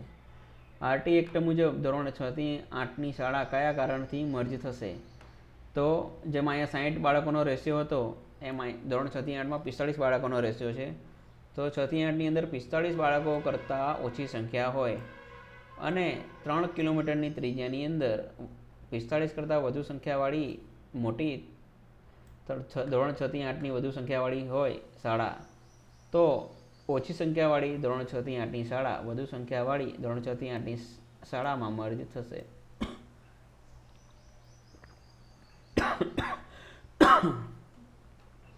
શાળા મર્જ કરતી વખતે મુક્તિ માટે કયા કારણો ધ્યાને લેવાના હોય છે? તો 3 પ્રકારના ઓપ્શન છે. જો આ બે શાળાઓ વચ્ચે હાઈવે પસાર થતો હોય, નદી નાળા હોય અથવા તે વિદ્યાર્થી સરળતાથી મર્જ થયેલી શાળામાં જઈ શકે તેમ ના હોય, આ 3 કન્ડિશન હોય તો એવી શાળાને મર્જ કરવામાંથી મુક્તિ આપવી પડશે. ટ્રાન્સપોર્ટેશનની સુવિધા ક્યારે મળવા પાત્ર થાય છે? તો આમાં ધોરણ 1થી 5 માટે અલગ વ્યવસ્થા છે, ધોરણ 6 માટે અલગ વાત છે. તો ધોરણ 1થી 5માં 1 કિલોમીટર કરતાં દૂર જો શાળા હોય, બાળક જ્યાં રહેતો હોય અને એની નજીકની શાળા 1 કિલોમીટરથી વધારે હોય ધોરણ 1થી 5ના વિદ્યાર્થીઓ માટે ત્યારે, અને ધોરણ 6થી 8ના વિદ્યાર્થીઓ માટે નજીકની શાળા 3 કિલોમીટર કરતાં વધુ હોય ત્યારે ટ્રાન્સપોર્ટેશનની સુવિધા મળવાપાત્ર થાય. ગુજરાત રાજ્યમાં નવી શિક્ષણ નીતિ અન્વયે શાળા સંકુલ તરીકે શું આયોજન છે? તો શાળા સંકુલ માટેની આપણે વાત કરી તો ગુજરાતમાં હાલ ક્લસ્ટર રિસોર્સ સેન્ટરની રચના તો થયેલી છે, તો એને જ શાળા સંકુલ તરીકે માન્યતા આપવામાં આવી દીધી છે. શાળા સંકુલના અધ્યક્ષ કોણ હશે? સરકારી કે ગ્રાન્ટેડ માધ્યમિક શાળાના આચાર્ય શાળા સંકુલના અધ્યક્ષ બનશે. શાળા સંકુલના સભ્ય સચિવ તરીકે કોણ કામગીરી બજાવશે? તો સભ્ય સચિવ બનશે સીઆરસી કોઓર્ડિનેટર 3. શાળા સંકુલમાં સભ્ય તરીકે કોનો સમાવેશ થશે? તો સભ્ય કોણ બનશે? તો જે માધ્યમિક શાળાના આચાર્ય અધ્યક્ષ બન્યા છે અને બીજી જો એ સિવાયની માધ્યમિક શાળા હોય અને પ્રાથમિક શાળાઓના આચાર્યો એ બાકીની માધ્યમિક શાળાના આચાર્યો અને જે તે આંગણવાડીના સુપરવાઇઝર શ્રી સભ્ય તરીકે રહેશે. સુપરવાઇઝરનો વાત કરી છે, સંચાલક કે કાર્યકરની સમજવાનું. નવી શિક્ષણ નીતિ 2020માં દર્શાવેલા ત્રિભાષા સૂત્રના અમલીકરણ માટે ગુજરાત રાજ્યમાં કઈ નવી વ્યવસ્થા લાગુ થશે? તો ત્રિભાષાની વાત જે છે તો તેના અંતર્ગત શું થયું છે? તો તે માટે ધોરણ 1માં હાલ જેમ ગુજરાતી અને ગણિત વિષય છે તો એની સાથે અંગ્રેજી વિષય પણ ઉમેરવામાં આવ્યો છે. તો અંગ્રેજીનું ઇમ્પોર્ટન્સ છે, અંગ્રેજીની બોલબાલા છે એટલા માટે ઉમેરવામાં આવ્યો છે એવું આપણે કોઈ ઇન્ટરવ્યૂમાં કે પરીક્ષામાં નહીં બોલી શકીએ. એની ઓથેન્ટિક વાત એવી છે કે ત્રિભાષાનું સૂત્ર ન્યૂ એજ્યુકેશન પોલિસીની અંદર એની વાત કરી છે એટલા માટે અંગ્રેજી વિષય ઇન્ટ્રોડ્યુસ કરવામાં આવ્યો છે. તેમજ ધોરણ 1થી 3 સુધી અંગ્રેજી વિષય પરીક્ષાનો ભાગ હશે નહીં અને આ અંગ્રેજી છે ઇન્ટ્રોડક્ટરી ઇંગ્લિશ એટલે કે અંગ્રેજીથી પરિચય તરીકે આ વિષયનો ઉમેરો થયો છે. એની કોઈ પરીક્ષા ધોરણ 1થી 3 સુધી લેવાની થશે નહીં. ધોરણ 4થી 12 સુધી પછી એની પરીક્ષાનો ભાગ બનશે.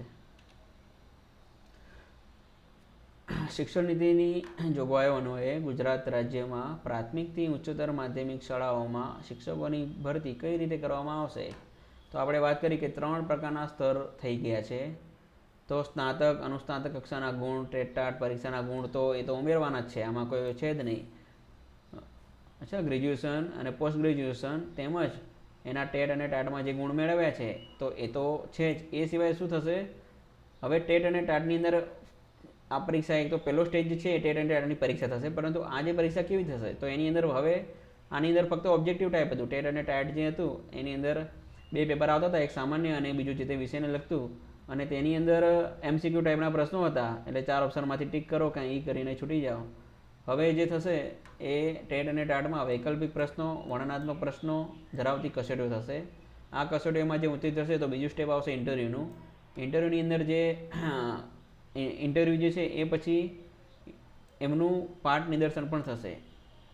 એટલે એક તો ટેસ્ટ થશે એનો ઇન્ટરવ્યૂ થશે અને ઇન્ટરવ્યૂ આપનાર તમામ મિત્રો જે છે એમનું પાઠ પણ એમને આપવાના થશે. તો આ 3 સ્ટેજનું જે છે એનો તમામ ગુણ ઉમેરીને મેરિટ તૈયાર કરવામાં આવશે અને ફાઇનલ સિલેક્શન થશે. ગુજરાત રાજ્યમાં નવી શિક્ષણ નીતિ 2020 અન્વયે કન્ટિન્યુઅસ પ્રોફેશનલ ડેવલપમેન્ટ CPD મેં વાત કરી હતી કે આ વર્ડ આપણે યાદ રાખવું પડશે. હવે CPD એટલે કે કન્ટિન્યુઅસ પ્રોફેશનલ ડેવલપમેન્ટ, સતત વ્યાવસાયિક વિકાસ. તો આ માટે હવે આપણી જે તાલીમ છે હવે આ કન્ટિન્યુઅસ પ્રોફેશનલ ડેવલપમેન્ટનો ભાગ બનશે અને મિનિમમ એવું નક્કી કરવામાં આવ્યું છે કે વર્ષમાં દરેક શિક્ષક મિત્ર કે આચાર્યએ 50 કલાકની મિનિમમ તાલીમ લેવાની થશે. હવે આ જે તાલીમ થશે, આ તાલીમ અને આનું ઇમ્પોર્ટન્સ એટલા માટે વધી જવાનું છે કે આ તાલીમની નોંધ સર્વિસ બુકમાં થશે અને ઉચ્ચતર પગાર ધોરણ મળવા માટેના જે નિયમો બનશે એના સાથે પણ આ તાલીમો લીધી છે કે નહીં, એનું આયોજન અમલીકરણ કઈ રીતે થયું છે, આ તમામ બાબતો એની સાથે જોડવામાં આવનાર છે. નવી શિક્ષણ નીતિ 2020 મુજબ ધોરણ 10 અને 12ની પરીક્ષા જેવું આયોજન અન્ય કયા ધોરણના અંતે થશે અને તે પરીક્ષાનું આયોજન અને જવાબદારી કોની પાસે હશે?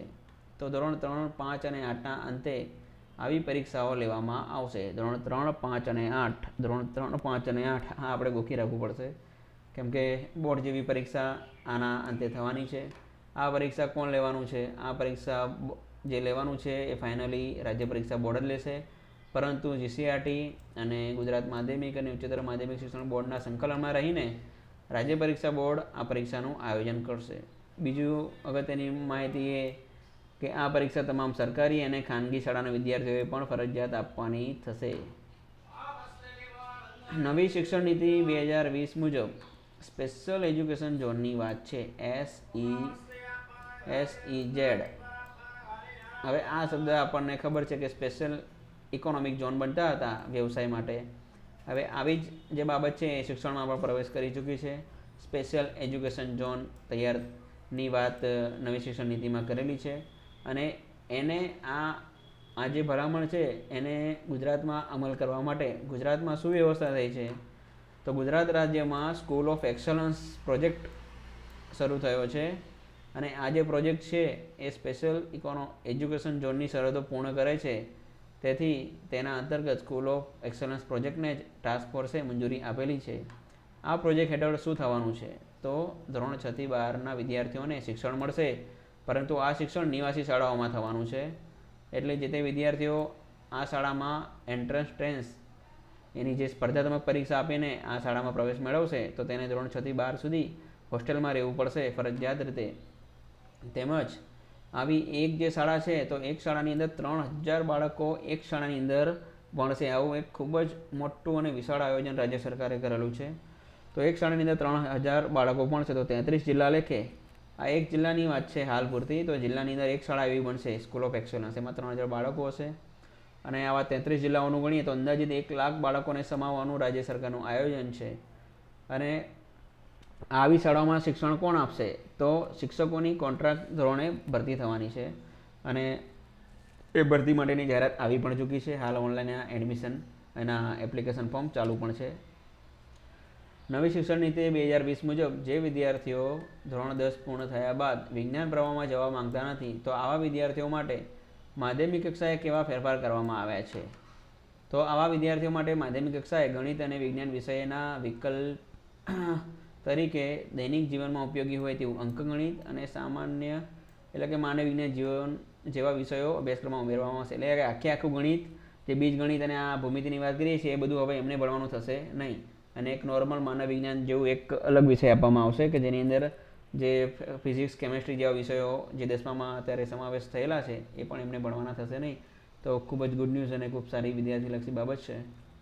નવી શિક્ષણ નીતિ 2020 પહેલાં કઈ શિક્ષણ નીતિઓ પ્રસિદ્ધ થઈ ચૂકી છે? તો રાષ્ટ્રીય શિક્ષણ નીતિ 1968, 1986, 1992 આટલી આપણને ખ્યાલ છે. નવી શિક્ષણ નીતિ 2020 કુલ કેટલા વિભાગોમાં અને કેટલા પેટા વિભાગોમાં વહેંચાયેલી છે? કુલ 4 વિભાગ છે અને 27 પોઈન્ટ કલમ કે પેટા વિભાગ જે પણ કહો તો આટલા મુદ્દામાં વહેંચાયેલી છે. હવે જે મૂળભૂત સ્ત્રોત છે શિક્ષણ ન્યૂ એજ્યુકેશન પોલિસી 2020 કેન્દ્ર સરકાર દ્વારા જે જાહેર પોલિસી થયેલી છે તો એનો સમગ્ર અભ્યાસ કરીને હવે એના તમામ મુદ્દાઓ આપણે જોવા જઈ રહ્યા છીએ. સસ્ટેનેબલ ડેવલપમેન્ટ ગોલ્સ 2030 સંયુક્ત રાષ્ટ્રના લક્ષ્યાંક ક્રમાંક 4માં તેમજ ભારત દ્વારા 2005માં અપનાવાયેલા વૈશ્વિક શૈક્ષણિક વિકાસ કાર્યસૂચિ શું દર્શાવે છે? તો સસ્ટેનેબલ ડેવલપમેન્ટ ગોલ્સ આપણે જે ખ્યાલ છે કે યુનો દ્વારા પ્રસિદ્ધ થયેલું છે, તો એનું જે ગોલ છે, ગોલ નંબર 4, લક્ષ્યાંક ક્રમાંક 4ની અંદર, અને ભારતે 2015માં જે કાર્યસૂચિ પ્રસિદ્ધ કરેલી છે, તો તે અંદર કે શું વાત છે? તો વર્ષ 2030 સુધીમાં વિશ્વના બધા જ લોકોને સમાવિષ્ટ અને સમાન ગુણવત્તાયુક્ત શિક્ષણ ઉપલબ્ધ કરાવવું અને જીવન પર્યંત અધ્યયન માટેની તકો અને પ્રોત્સાહન આપવું. આ તમામ માહિતી PDF રૂપે પણ હું આપણને આપવાનો છું ડિસ્ક્રિપ્શનમાં, તો આ તમે એને વારંવાર અભ્યાસ કરી શકશો કે આ વિડીયો જોઈ શકશો. હવે નવી શિક્ષણ નીતિ 2020માં વિભાગ નંબર 1નું નામ શું છે? તો શાળા શિક્ષણ. શિક્ષણ નીતિ 2020 મુજબ કેટલા વર્ષની વયજૂથના બાળકો માટે શિક્ષણનું આયોજન થયેલું છે? તો 3 થી 18 વર્ષ સુધીના બાળકોનું આયોજન થયેલું છે. 3 થી 18 વર્ષ સુધીના બાળકો માટે કઈ ફોર્મ્યુલા મુજબ શિક્ષણ કાર્ય થશે? તો 5+3+3+5. ઓકે, ખૂબ સારું યાદ રહેવું છે. અચ્છા, અહીંયા ભૂલ કરેલી છે, અહીંયા 4 આવશે. 5 જે છે એ કહેવાશે પૂર્વ પ્રાથમિક, 3 જે છે એ કહેવાશે પ્રારંભિક શિક્ષણ, 3 જે છે ઉચ્ચ પ્રાથમિક શિક્ષણ, અને 4 વર્ષ જે છે એને કહેવાય છે માધ્યમિક શિક્ષણ. ઉચ્ચતર માધ્યમિક શિક્ષણ એ શબ્દ નીકળી જશે. શિક્ષણ નીતિ મુજબ 3 થી 18 વર્ષ સુધીના શિક્ષણ કાર્યને કેટલા ભાગમાં અને કયા ભાગમાં વિભાજિત કરવામાં આવ્યું છે? ફરી જોઈ લઈએ. શિક્ષણ નીતિ મુજબ ધોરણ 3 થી 18 વર્ષના બાળકોના શિક્ષણને 4 ભાગમાં વહેંચવામાં આવ્યું છે. પૂર્વ પ્રાથમિક એટલે કે 2 વર્ષ પાપા પગલી, 1 વર્ષ બાલવાટિકા, અને પેલું ધોરણ 1 અને 2. પ્રારંભિક એટલે ધોરણ 3 થી 5, ઉચ્ચ પ્રાથમિક શિક્ષણ ધોરણ 6 થી 8, માધ્યમિક શિક્ષણ ધોરણ 9 થી 12. નવી શિક્ષણ નીતિ 2020 મુજબ પૂર્વ પ્રાથમિક શિક્ષણ કેટલા વર્ષનું છે? તો 5 વર્ષનું. પ્રારંભિક શિક્ષણ કેટલા વર્ષનું? તો 3 વર્ષનું થશે. ઉચ્ચ પ્રાથમિક શિક્ષણ કેટલા વર્ષનું થશે? 3 વર્ષનું. માધ્યમિક શિક્ષણ કેટલા વર્ષનું થશે? તો 4 વર્ષનું થશે. હવે માધ્યમિક શિક્ષણ એટલે કેટલા ધોરણનું શિક્ષણ? તો આ રીતે ટ્વિસ્ટ કરીને પ્રશ્નો પૂછાતા હોય છે. તો ધોરણ 9 થી 12નું શિક્ષણ એટલે માધ્યમિક શિક્ષણ. ઉચ્ચ પ્રાથમિક શિક્ષણ એટલે કેટલા ધોરણનું શિક્ષણ? તો ધોરણ 6 થી 8નું. પ્રારંભિક શિક્ષણ એટલે ધોરણ 3 થી 5ના ધોરણનું. પૂર્વ પ્રાથમિક શિક્ષણ એટલે શું?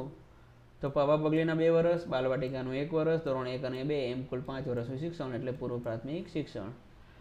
હવે આ જે વાતો કરેલી છે, આ શિક્ષણ એજ્યુકેશન પોલિસીની અંદરની જ બાબતોની વાત કરેલી છે. અહીંયા કોઈ પ્રકાશનની કે કોઈ પણ જાતના કોઈ કીધેલી વાત કે કોઈ લખેલી વાત નથી. એ મૂળભૂત સ્ત્રોતમાંથી 2 દિવસનો અભ્યાસ કરીને આ તમામ મુદ્દા તારવીને પ્રશ્નો બનાવેલા છે. બાળકના મગજનો વિકાસ 6 વર્ષની ઉંમર સુધી કેટલા ટકા થઈ જતો હોય છે? તો આ વાત પોલિસીમાં કરેલી છે. તો 85% વિકાસ, બાળકના મગજનો 85% વિકાસ 6 વર્ષની ઉંમર સુધી થઈ જતો હોય છે.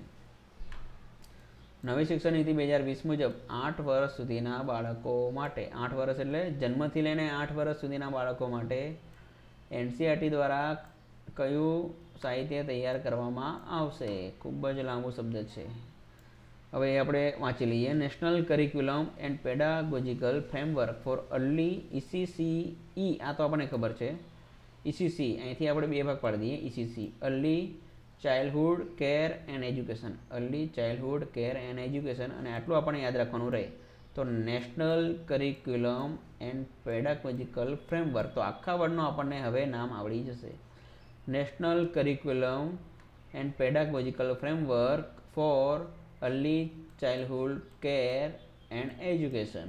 ઓકે, તો કેટલું આસાન થઈ ગયું. આગળ ECCE છે અને એની આગળ NCPF. Okay, national curriculum and pedagogical framework for early childhood care and education. આ સાહિત્ય NCERT દ્વારા જન્મથી લઈને ધોરણ 8 વર્ષના બાળકો માટે NCERT દ્વારા તૈયાર કરેલી વાત ન્યૂ એજ્યુકેશન પોલિસીમાં છે. આ માહિતી જે મિત્રોએ આખો અભ્યાસ કર્યો હશે તેને જ ખ્યાલ આવે, અથવા તમે પ્રશ્નોત્તરી દ્વારા પણ આખી પોલિસી સમજી શકવાના છો.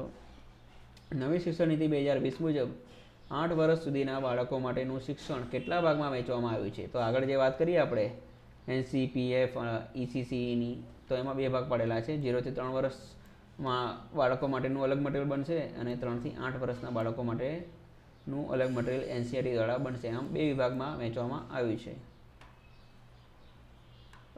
એજ્યુકેશન પોલિસી મુજબ 12 પાસ કે તેથી વધુ શૈક્ષણિક લાયકાત ધરાવનાર આંગણવાડી કાર્યકર્તાને કયો કોર્સ કરાવવામાં આવશે?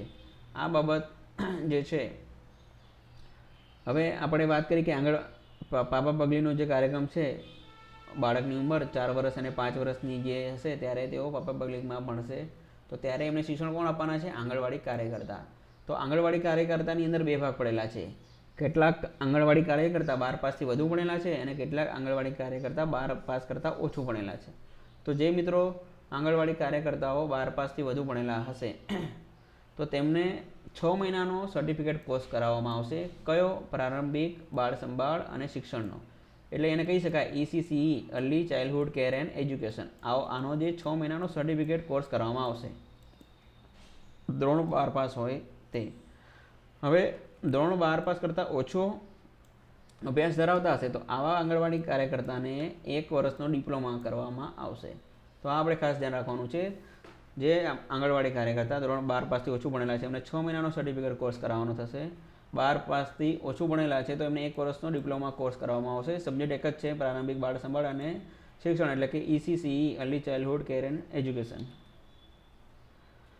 એજ્યુકેશન પોલિસી મુજબ આંગણવાડી કાર્યકર્તાના તાલીમી કાર્યક્રમોનું નિરીક્ષણ કોણ કરશે? તો હવે આંગણવાડીથી માંડીને માધ્યમિક શાળાઓનો તમામ જે કવરેજ છે એ CRC અંડર આવી ગયો છે. તો એમનું મોનિટરિંગ પણ CRC કોઓર્ડિનેટર શ્રી કરશે. હવે પ્રારંભિક બાળ સંભાળ અને શિક્ષણનું આયોજન અને અમલીકરણ નવી શિક્ષણ નીતિ 2020 મુજબ કોણ કરશે? ECCE એટલે હવે પૂર્વ પ્રાથમિક શિક્ષણનું ખૂબ જ મહત્ત્વ નવી એજ્યુકેશન પોલિસીમાં વધી ગયું છે. તો એનું આયોજન અને અમલીકરણ કોણ કરશે? તો કેન્દ્ર કક્ષાએ MHRD કરશે. પછી WCD, woman and child development, એટલે કે બાળ વિકાસ મંત્રાલય પણ કરશે. હેલ્થ એન્ડ ફેમિલી વેલફેર, પરિવાર કલ્યાણ મંત્રાલય, અને ટ્રાઇબલ અફેર્સ, આદિજાતિ મંત્રાલય. આ 4 વિભાગો જે છે કેન્દ્ર સરકારના, તો સંયુક્ત રીતે આયોજન અને અમલીકરણ આ 4 વિભાગો સંયુક્ત રીતે મળીને સાથે કરવાના છે. આ અગત્યની માહિતી આપણે MHRD, woman and child development, health and family welfare અને ટ્રાઇબલ અફેર્સ. એજ્યુકેશન પોલિસી 2020 મુજબ પ્રારંભિક બાળ સંભાળ અને શિક્ષણ, એટલે કે ECCE ને શાળા શિક્ષણમાં દાખલ કરવાની પ્રક્રિયામાં સતત માર્ગદર્શન મળી રહે તે માટે શું કરવામાં આવશે? એક ટાસ્ક ફોર્સની રચના કરવામાં આવશે. તો ટાસ્ક ફોર્સની રચના આપણા ગુજરાત રાજ્યમાં થઈ પણ ચૂકી છે અને એની ભલામણો અને સૂચનો પણ આપણે જોયા. તેમજ એક એની રેગ્યુલેટરી બોડી પણ બનવાની છે, state pre primary regulatory body, એ પણ આપણે જોઈ. ન્યૂ એજ્યુકેશન પોલિસી 2020 મુજબ કેટલા ધોરણ સુધીમાં બાળકને મૂળભૂત સાક્ષરતા અને સંખ્યા જ્ઞાન પ્રાપ્ત કરવાનો ઉદ્દેશ છે? આ ખૂબ જ અગત્યની માહિતી. તો ન્યૂ એજ્યુકેશન પોલિસીમાં ધોરણ 3 સુધીમાં તમામ વિદ્યાર્થીઓને સાક્ષરતા એટલે કે વાંચતા લખતા આવડી જવું જોઈએ, બેઝિક સંખ્યા જ્ઞાન એમને આવડવા જોઈએ અને આ હેતુ 2020 સુધીમાં અચીવ કરવાનો ટાર્ગેટ છે.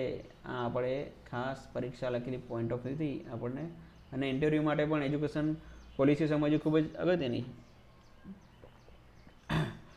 તો 3 વર્ષ સુધી મૂળભૂત સાક્ષરતા અને સંખ્યા જ્ઞાન પ્રાપ્ત કરવાની વાત છે 2025 સુધીમાં.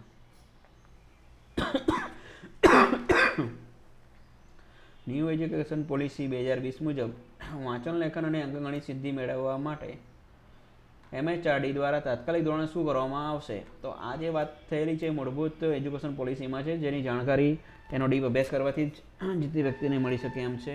તો આ પણ એક નવો શબ્દ આપણે ધ્યાન રાખવાનો છે. વાંચન લેખન અને અંકગણિતની સિદ્ધિ મેળવવા માટે MHRD દ્વારા તાત્કાલિક ધોરણે એક મિશન લોન્ચ કરવામાં આવશે અને એ મિશન જે છે NMFLN, national mission on foundational literacy and numeracy. તો L અને N જે છે એમાં મૂળભૂત વાઇઝ આવી જાય છે, literacy and numeracy. National mission એટલે NM આપણું ક્લિયર થઈ ગયું. National mission on foundational literacy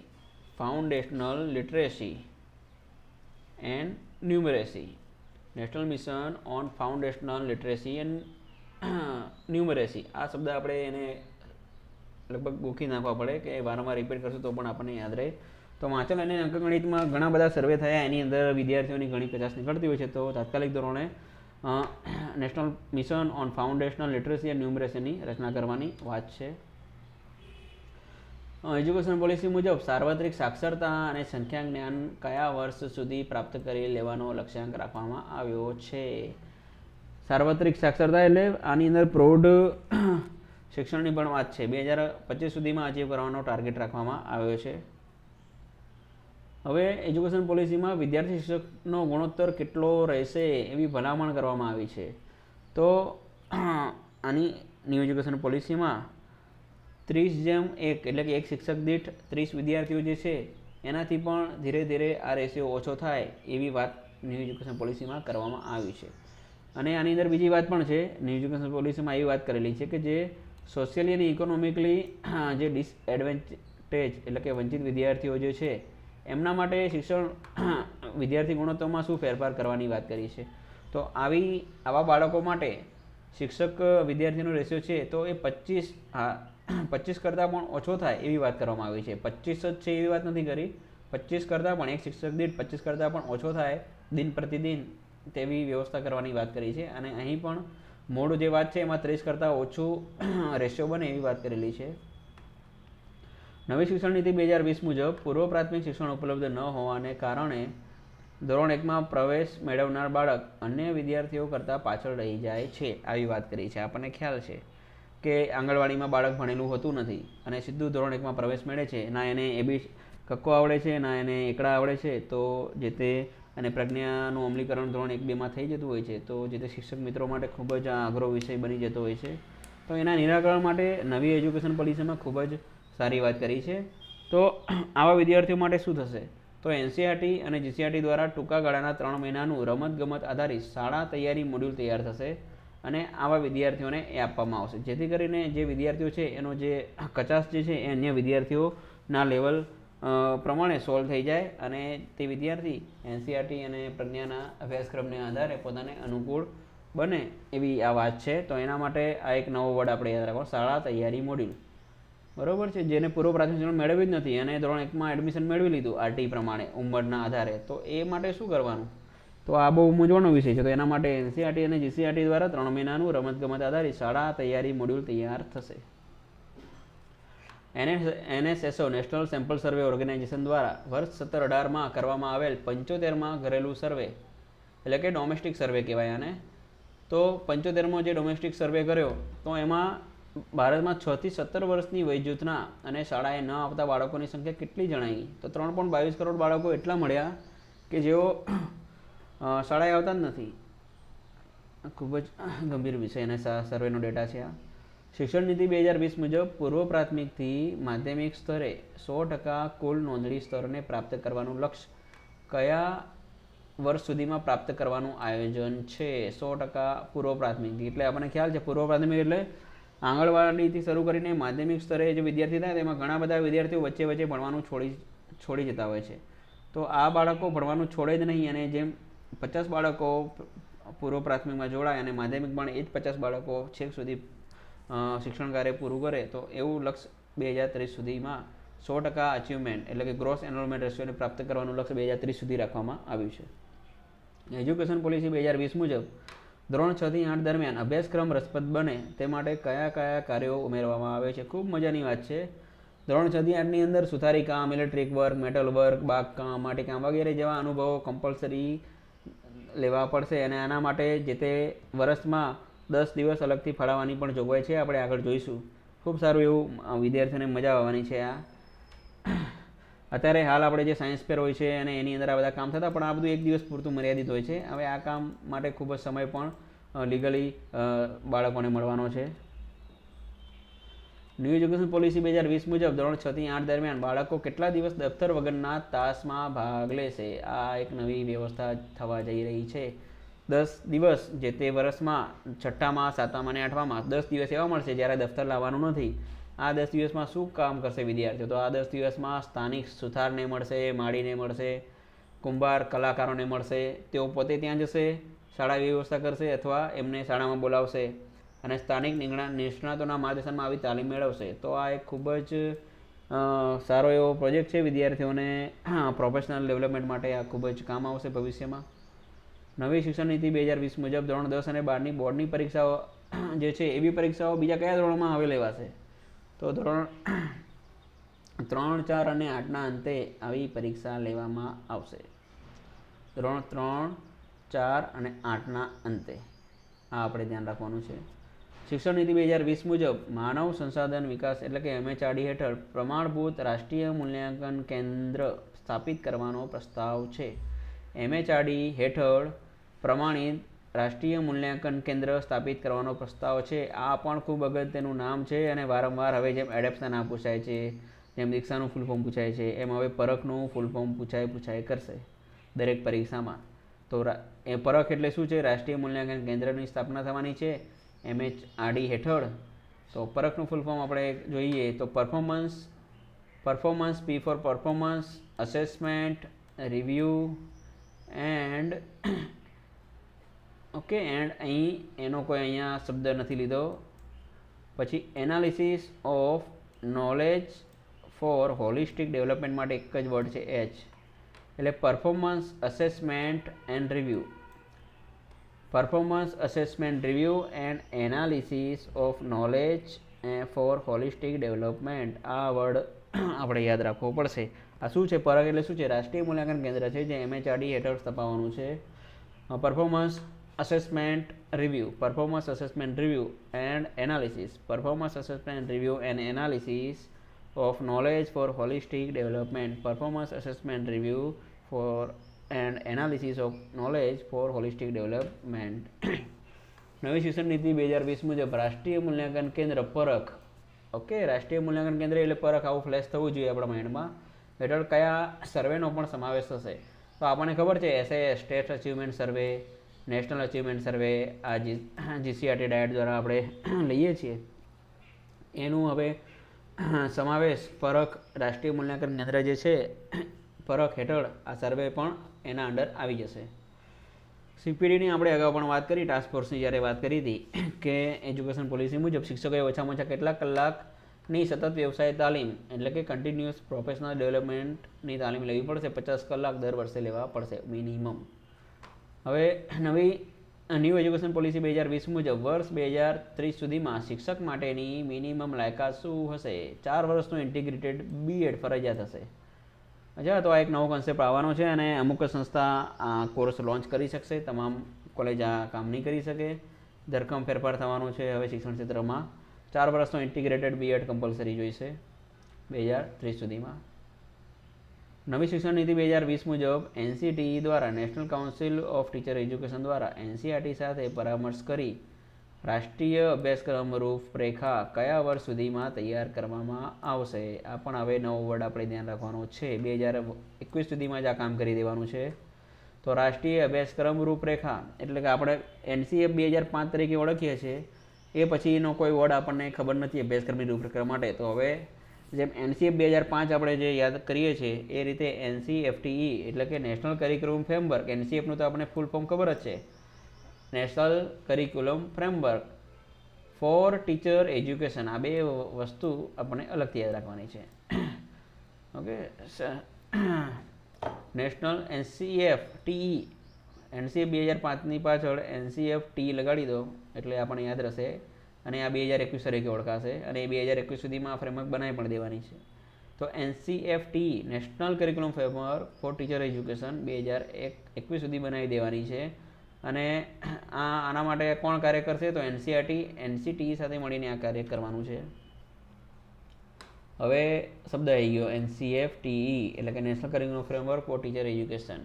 તો 2021માં કેટલા વર્ષમાં આ સંશોધન કરવા? અચ્છા, અત્યારે તો ધારો કે 2021માં આનું ડેડલાઇન નક્કી કરેલી છે કે ભાઈ બનાવી જ દેવાની છે આ વર્ષમાં અભ્યાસક્રમની રૂપરેખા. ત્યાર પછી આ એકવાર બની જાય તો પછી દર કેટલા વર્ષે આનું સંશોધન કરવામાં આવશે? જેમ આપણે રાષ્ટ્રીય નીતિ 1986નું સંશોધન 1992માં કરવામાં આવ્યું, તો એ જ રીતે આનું સંશોધન દર 4 થી 10 વર્ષમાં કરવામાં આવશે. વચ્ચે સરકારને જ્યારે પણ જરૂરિયાત લાગે 4 થી 10 વર્ષમાં ત્યારે એનું સંશોધન કરી શકશે. નવી શિક્ષણ નીતિ 2020 મુજબ થયેલ દિવ્યાંગો બાળક માટે જે સૂચનો થયેલા છે તો તે કયા કાયદાને સુસંગત છે? તો RPWD કાયદો 2016નો જે છે એને સુસંગત છે. એનું ફૂલ ફોર્મ શું? Rights of persons with disabilities. અચ્છા, આનું ફૂલ ફોર્મ પણ આપણે યાદ રાખવું પડશે. તો આ કાયદો 2016માં બનેલો છે, rights of persons with disabilities. તો એમને ન્યૂ એજ્યુકેશન પોલિસીમાં જે પણ દિવ્યાંગ બાળકો માટેના સૂચનો છે તો એ આ કાયદાને અનુસંગત છે. એજ્યુકેશન પોલિસી મુજબ રાજ્ય કક્ષાએ જીસીઆરટી દ્વારા શૈક્ષણિક માનાંકો અને અભ્યાસક્રમ સહિતના શૈક્ષણિક પ્રશ્નો વગેરે મળીને તેની રચના પ્રશ્નોની રચના કરવામાં આવશે. શેની રચના કરવામાં આવશે એવો પ્રશ્ન છે. તો રાજ્ય કક્ષાએ જીસીઆરટી દ્વારા શૈક્ષણિક માનકો અને અભ્યાસક્રમ સહિતના શૈક્ષણિક પ્રશ્નો આ બધું બનાવવા માટે શેની રચના કરવામાં આવશે? તો આ એક નવો વર્ડ ઊભો થયો, school quality assessment and accreditation framework. આનું બનાવ શૈક્ષણિક માનાંકો, માપદંડો, અભ્યાસક્રમ સહિતના પ્રશ્નો આ વગેરે બધું કેવું હશે, એની રૂપરેખા, એની બ્લુપ્રિન્ટ શું હશે, એના માટે કઈ બોડી બનશે? તો school quality assessment and accreditation framework. School quality assessment and accreditation framework. નવી શિક્ષણ નીતિ મુજબ 2020 મુજબ deemed university, affiliating university, unitary university જેવા જટિલ નામકરણની જગ્યાએ જો આવી સંસ્થાઓ નિયમો અનુસાર માપદંડ પૂરા કરે તો તેને કયું નામકરણ મળશે? આ એક નવી વાત છે અને સારી વાત છે. ઘણી બધી યુનિવર્સિટીના નામની આગળ આપણે સાંભળીએ છીએ, deemed university, affiliating university, unitary university, તો આપણને એમાં કંઈ ખ્યાલ આવે નહીં કે આનું સ્ટેટસ શું છે. એની જગ્યાએ નવી પોલિસીમાં એવું સૂચન છે કે આ યુનિવર્સિટી જ્યારે યુનિવર્સિટીનો હોદ્દો લેવા માંગે છે તો એના માટે જે માપદંડો એ લોકો પૂરા કરતા હોય તો સીધું એને વિશ્વવિદ્યાલય કે એટલે કે યુનિવર્સિટી તરીકે જ એનું નામ રહેશે. આડાવાળા ડીમ્ડ, અફિલિએટિંગ, યુનિટરી આવો કોઈ આડાવાળા વર્ડ કોઈ યુનિવર્સિટી વાપરી શકશે જ નહીં. જો માપદંડ પૂરા કરી શકે છે તો એ યુનિવર્સિટી તરીકે પોતાનું નામ લગાવી શકશે, અથવા એમને કોઈ પણ પ્રકારનું નામ પ્રોસેસમાં છે કે ચાલુ છે, મંજૂરી, આ પ્રક્રિયા, એવું કશું નામ ગુજરાતી કે અંગ્રેજીમાં લગાવી શકશે નહીં. ન્યૂ એજ્યુકેશન પોલિસી 2020 મુજબ સ્ટેમ એટલે શું? આ એક આપણે હવે જેમ આપણે સ્વોક અને આ બધા શબ્દોથી પરિચિત છીએ એમ હવે આ સ્ટેમ શબ્દ આવ્યો છે. સ્ટેમ એટલે શું? આ શબ્દ ઉલ્લેખ થયો છે એજ્યુકેશન પોલિસીમાં. તો science, technology, engineering and mathematics, આ વર્ડ હવે આપણે યાદ રાખવો છે. અને આ શેના સુસંગત છે? તો સ્નાતક કક્ષાના અભ્યાસક્રમ સાથે આ વર્ડ નવી એજ્યુકેશન પોલિસીમાં ઉલ્લેખવામાં આવ્યો છે. સ્ટેમ એટલે science, technology, engineering and mathematics. Science, technology, engineering and mathematics. Education policy 2020 મુજબ પીએચડી કરવા માટે શું લાયકાત જોઈશે? તો 4 વર્ષનો સંકલિત સ્નાતક અથવા અનુસ્નાતકનો અભ્યાસ જોઈશે. અને પ્રોફેસર બનવા માટે પણ હવે મિનિમમ પીએચડી જોઈશે. 2023થી એનો અમલ થવાનો છે. અત્યારે એવું થતું હતું કે જે મિત્રો ટેટ અને નેટ અને જીસેટની પરીક્ષા આપે છે તો તેઓ પણ આસિસ્ટન્ટ પ્રોફેસર તરીકે લાગી શકે છે હાલ, પરંતુ 2023થી કમ્પલસરી બીએડની ડિગ્રી, 2023 માર્ચ 2021ની જ વાત હતી, એટલે કે હવેથી જ આ ચાલુ શૈક્ષણિક વર્ષથી જ કમ્પલસરી બીએડની ડિગ્રી, પીએચડીની ડિગ્રી અનિવાર્ય થશે. નવી શિક્ષણ નીતિ મુજબ એમફિલ કાર્યક્રમમાં શું તફાવત આવ્યો છે? તો આ કોર્સ બંધ થવાનો છે. એમફિલ કાર્યક્રમ બંધ થશે, એમએડ ચાલુ રહેશે. એમએડનો જે કાર્યક્રમ છે એ પહેલાં ડિસ્ટન્સ મોડમાં ચાલુ હતો. શિક્ષક મિત્રો એમએડ કરતા હતા અને એમને ઘણો લાભ થતો હતો, પરંતુ હવે એમએડ જે છે એ ડિસ્ટન્સ મોડમાં બંધ થઈ ચૂક્યો છે. શિક્ષક મિત્રો માટે ખરાબ ન્યૂઝ છે. તો એમએડ માટે રેગ્યુલર કોર્સ થઈ ગયો. તો રેગ્યુલર કોર્સ આપણે કઈ રીતે કરી શકીએ એ પણ એક પ્રશ્ન છે જેનું સોલ્યુશન થયું નથી. ન્યૂ એજ્યુકેશન પોલિસી 2020 મુજબ આઈઆઈટી, આઈઆઈએમ જેવી સંસ્થાઓ કઈ રીતે ઓળખાશે? તો આવી જે સંસ્થાઓ જે છે તો એને multi disciplinary education and research universities તરીકે ઓળખવામાં આવશે. મેરુ, શોર્ટ ફોર્મ એનું મેરુ, આ રીતે પોલિસીમાં ઉલ્લેખ કરવામાં આવ્યો છે. Multi disciplinary education and research universities, multidisciplinary education and research universities તરીકે આઈઆઈટી, આઈઆઈએમ જેવી આવી બ્રાઇટ સંસ્થાઓને ઓળખવામાં આવશે. ભારતમાં પ્રવર્તન સમયમાં સંશોધન અને ઇનોવેશન પાછળ જીડીપીના કેટલા ટકા ખર્ચ થાય છે? આ સંશોધનની વાત છે, શિક્ષણની વાત નથી. શિક્ષણ પાછળ 4 થી 5% વચ્ચે ખર્ચ થાય છે હાલ જીડીપીના, પરંતુ આની અંદર વાત કરી છે જીડીપીના કેટલા ટકા ખર્ચ સંશોધન એટલે કે રિસર્ચ અને ઇનોવેશન માટે થાય છે. તો ભારત દેશ એમાં ખૂબ પાછળ છે. 0.69% ખર્ચ હાલ રિસર્ચ અને ઇનોવેશન પાછળ થાય છે. ત્યારે અમેરિકામાં આ રેશિયો 2.8% છે, ઇઝરાયલમાં 4.3% છે, સાઉથ કોરિયામાં 4.2% જેટલો ખર્ચ થાય છે. ન્યૂ એજ્યુકેશન પોલિસી 2020 મુજબ ભારતીય ઉચ્ચતર શિક્ષણ આયોગ એટલે કે હાયર એજ્યુકેશન કમિશન ઓફ ઇન્ડિયાના ચોથા આધારસ્તંભ તરીકે કોણ હશે? તો આના ચોથા આધારસ્તંભની વાત છે. આના 4 આધારસ્તંભ કયા છે એ પણ આગળ આપણે ચર્ચા કરી છે. તો ચોથો આધારસ્તંભ છે એનો જનરલ એજ્યુકેશનલ કાઉન્સિલ, સામાન્ય શિક્ષણ પરિષદ. નવી શિક્ષણ નીતિ 2020 મુજબ સામાન્ય શિક્ષણ પરિષદ એટલે કે જીઈસી, જનરલ એજ્યુકેશનલ કાઉન્સિલ શું કરશે? એનું કામ શું છે? તો ઉચ્ચ શિક્ષણ કાર્યક્રમ માટે અપેક્ષિત અધ્યયન નિપજો નક્કી કરશે. જે સ્નાતક મૂળ લક્ષણો એટલે કે ગ્રેજ્યુએટ એટ્રીબ્યુટ્સ તરીકે ઓળખાશે. અચ્છા, આ અટપટી વાતો કરેલી છે નવી શિક્ષણ નીતિમાં, પણ આપણે આનો થોડો ઘણો પણ જાણ હોવી જોઈએ. સામાન્ય શિક્ષણ પરિષદ જીઈસી એટલે કે જનરલ એજ્યુકેશન કાઉન્સિલ, એનું કામ શું છે તો ઉચ્ચ શિક્ષણ માટે અપેક્ષિત અધ્યયન નિપજો એટલે કે લર્નિંગ આઉટકમ્સ નક્કી કરશે અને એને કઈ રીતે ઓળખાશે? ગ્રેજ્યુએટ એટ્રીબ્યુટ્સ તરીકે ઓળખવામાં આવશે.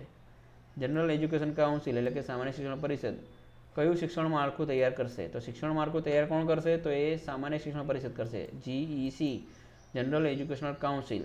અને એ જે શિક્ષણ માળખું તૈયાર કરશે એને કઈ રીતે ઓળખાશે? તો national higher educational quality framework, national higher education quality framework તરીકે ઓળખાશે. રાષ્ટ્રીય ઉચ્ચ શિક્ષણ યોગ્યતા માળખું, national higher education quality framework. રાષ્ટ્રીય સાક્ષરતા મિશનની શરૂઆત ક્યારે કરવામાં આવી હતી? તો વર્ષ 1988માં. એક ભારત શ્રેષ્ઠ ભારત અંતર્ગત કેટલા પ્રવાસન સ્થળોની ઓળખ કરવામાં આવશે? 100 પ્રવાસન સ્થળોની ઓળખ કરવામાં આવશે. તમને એમ લાગે કે આ પ્રશ્નો કેમ લીધા? એજ્યુકેશન પોલિસીમાં આની ચર્ચા કરેલી છે એટલા માટે આપણે એને લીધા છે.